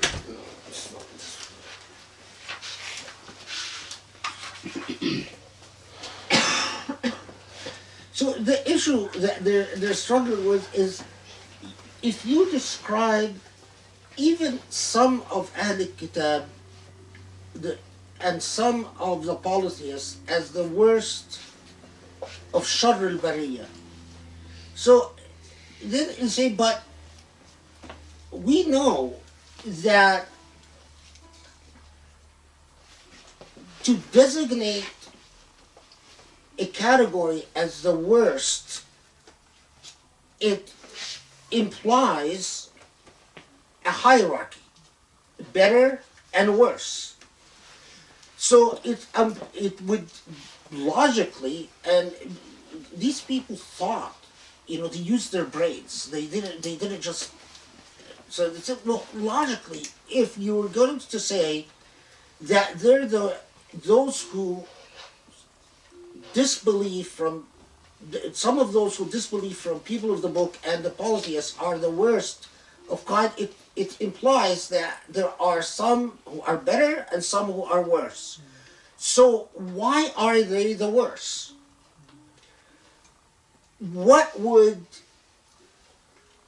How would that make sense? And then, while we can understand if you say those who believe and do good are the best of humankind, so you're saying all of them are the best of what God has, or at least among what God has created. The first verse, among those who, the gradations between disbelievers, gives you pause. The verse, the quote that I'm looking for is a nice quote where he says, we know that there are people like Abu Lahab, and there are people, he gives several examples of historical characters, and says they can't be all the same, because some of them are really horrible, and some of them are not that horrible. So how could they all be described as the worst of Sharr al-Bariyya? Which, in your translation, Amanda, how does it translate? Ayah 6? Or I think it's 7. Yes. Sharr al-Bariyya 6. 6. Those who disbelieve among the people of the book and the idolaters will have the fire of hell there to remain. They are the worst of people. It's the worst of people. They are the worst of So it goes back to that same issue. Now, in this point, you get the other than the literal Ahl al-Hadith people, they launch into a long discussion as to how grammatically this verse invites you to think in terms of gradations of evil. So while it doesn't, it tells you that there are among Ahl Kitab and among the polytheists are those who are worse of humankind. It doesn't tell you who precisely among them is worse. But the quote that I don't want to spend time looking for it, but it's in one of the other books that I brought. I don't know if it pops up, I'll read it. Basically, a quote that says that kufr in itself is insufficient to make anyone the worst of humankind. Or shirk. Or shirk, for that matter. Because, well, among the mushrikeen, it's only As well the as polytheists. But that, So it's it was, it's a moral category? No, if it comes even if out of order, I'll flip to it when I get the chance, and I'll read it just for so that okay. But what I wanna okay.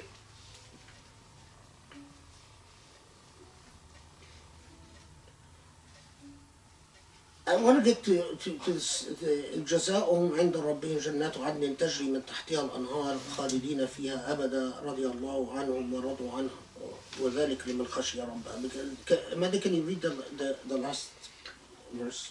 The last verse? Yeah. Their reward with their Lord is everlasting gardens graced with flowing streams, where they will stay forever. God is well pleased with them, and they with him. All this is for those who stand in awe of their Lord. Now, what? First, so when it says their reward and ربهم جنات عدن تجري من تحتها الأنهار, it's referring to خير البرية. There is an those who said that these are historically contingent verses said that the reason it says خير البرية, it is referring to الرعيل الأول, meaning it's referring to the first generation, i.e. the Prophet and those who followed the Prophet, not to the later generations of Muslims. That's not the school of thought I follow, but you should know that there is a school of thought that says that the reason it says that describes those who believe and do good as being the best of humankind is because it's referring to the best of humankind being the followers of the Prophet at the time of the Prophet. So that's a historically contingent school. Those who said no, it's referring to, in absolute terms, that those who truly believe, مخلصين له الدين, those who sincerely believe, following God, and that what the key to the entire thing is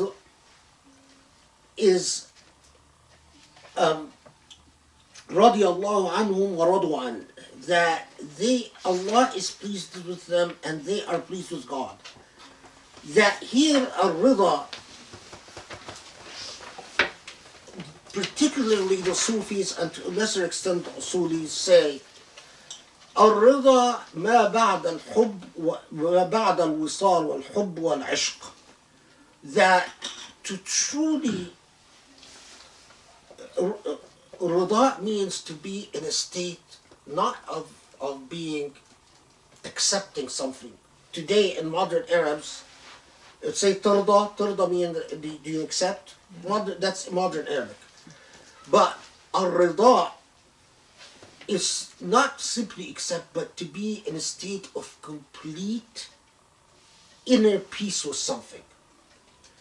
So how did we get from poetical pre-modern Arabic to modern Arabic? It's because of the corruptions of law. Law co-opted the word rida to the technical term, meaning acceptance in a contractual sense. So, had radit, do you accept the contract, radit? And then law said that as long as a rada is expressed verbally, it doesn't matter what your inner self is. But so that's how the transformation happened. But rida among the theologians, leave alone the philosophers, but among the theologians, and particularly Sufi theologians and lesser extent Usulis, they said it is when your inner and outer are in complete state of repose. So your hawa, your longings, your desires are completely consistent with what you are accepting or what you are at peace with.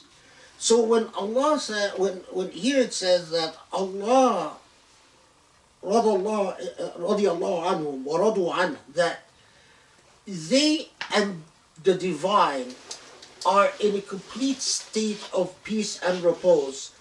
So who is it referring to? It's referring to mukhlisina lahu din, those who worship Allah sincerely, not because they want heaven or hell, but that because they want Allah for Allah. Now, so then the Sufis often say, so why does Allah says, Jannatu adn tajri min tahtiha al-anhar?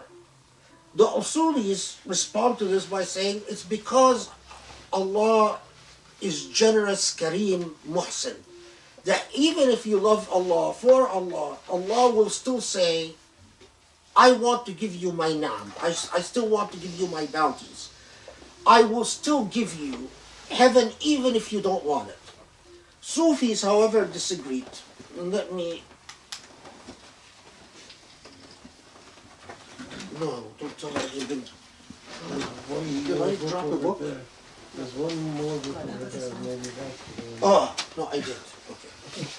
I was going to have a heart attack if I didn't bring my Sufi example.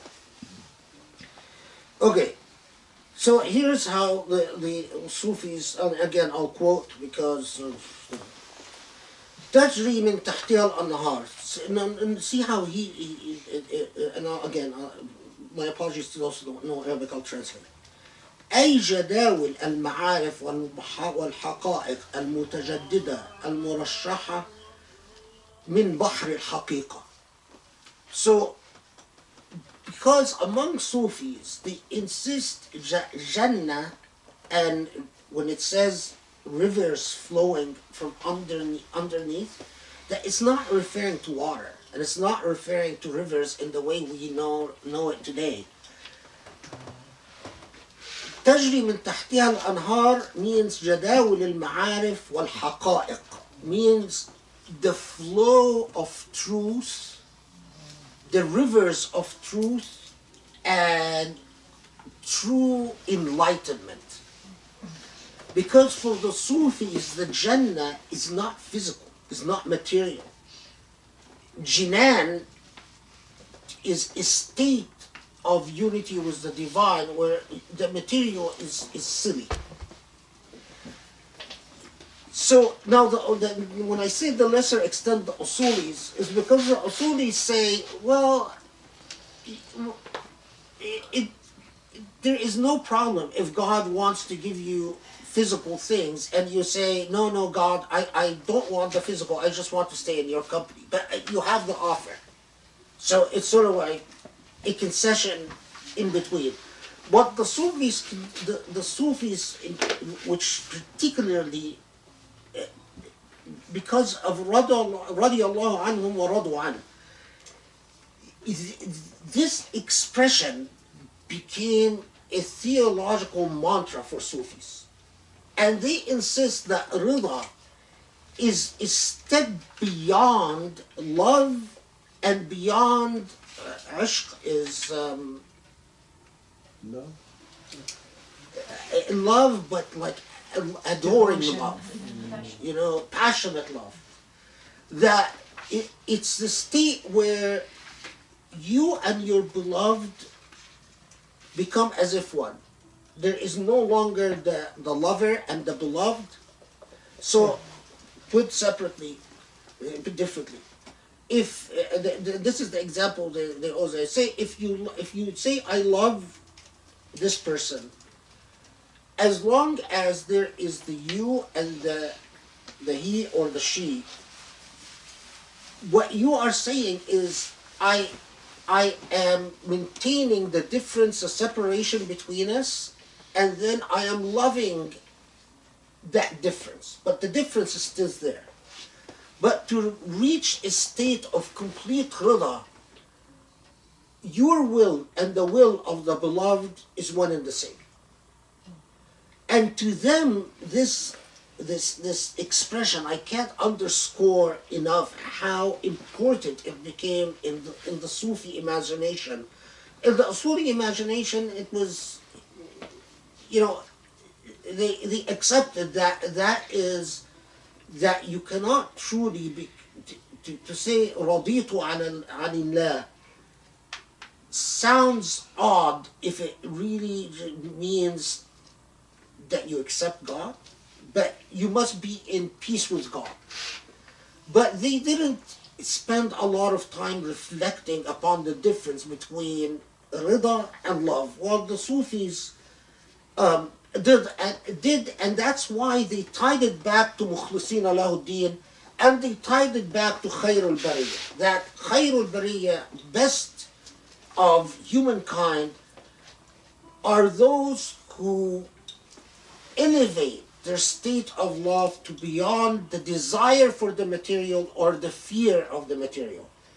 Either desire for reward or fear of punishment.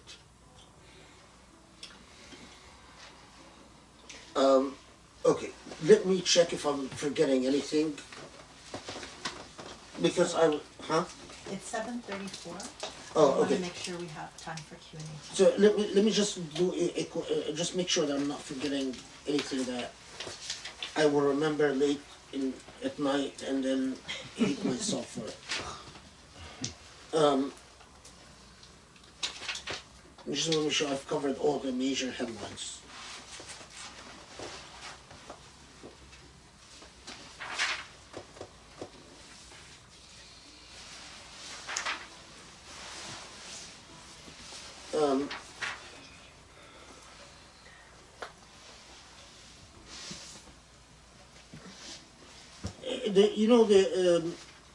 There is a hadith to the. I'll close with this. There's hadith of the Prophet ﷺ. It's not very famous in the modern age, which is often quoted in the context of commenting on this particular surah. من كان في عمل الله كان الله في عمله.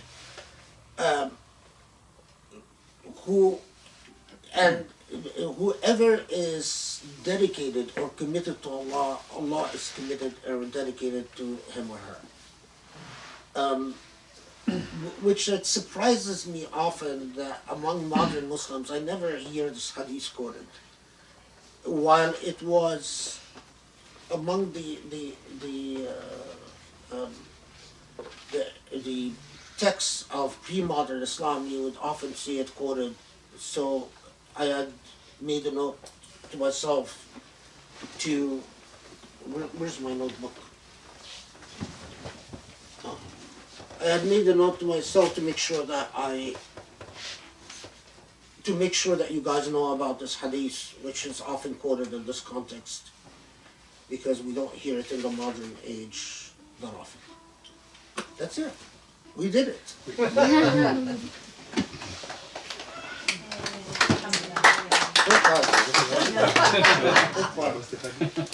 Yeah, can you repeat? I always say that every time. Huh? Could you repeat the hadith? Oh, من كان في عمل الله كان الله في عمله. That you want me to English or English and then related to what verse? Oh, the hadith is always quoted in the context of the entire surah. Oh. And the hadith basically means whoever is dedicated or committed to Allah, Allah is dedicated or committed to him or her. Thank you. Can you repeat it slowly? من كان في عمل الله كان الله في عمله. Narrated by who? I don't remember. من كان في عمل الله and كان الله في عمله. It's been narrated على أوجه مختلفة, but I don't remember.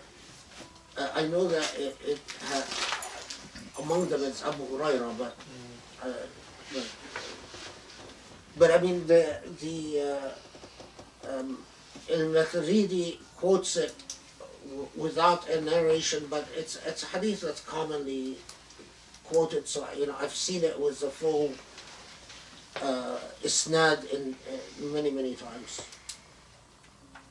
It's just I don't know. There are in the mechanics of modern Islam, there are certain hadiths that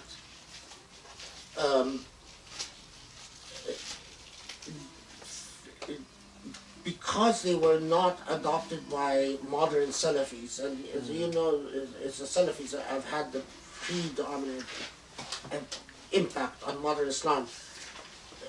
They're just simply forgotten and for no good reason. Because I mean, you could translate the hadith in ways that would be very consistent with Salafi theology. So, for instance, you could say, whoever is obedient to Allah, Allah will be giving towards him. And that would be consistent with Salafi theology. So why did it drop from the literature? Who knows?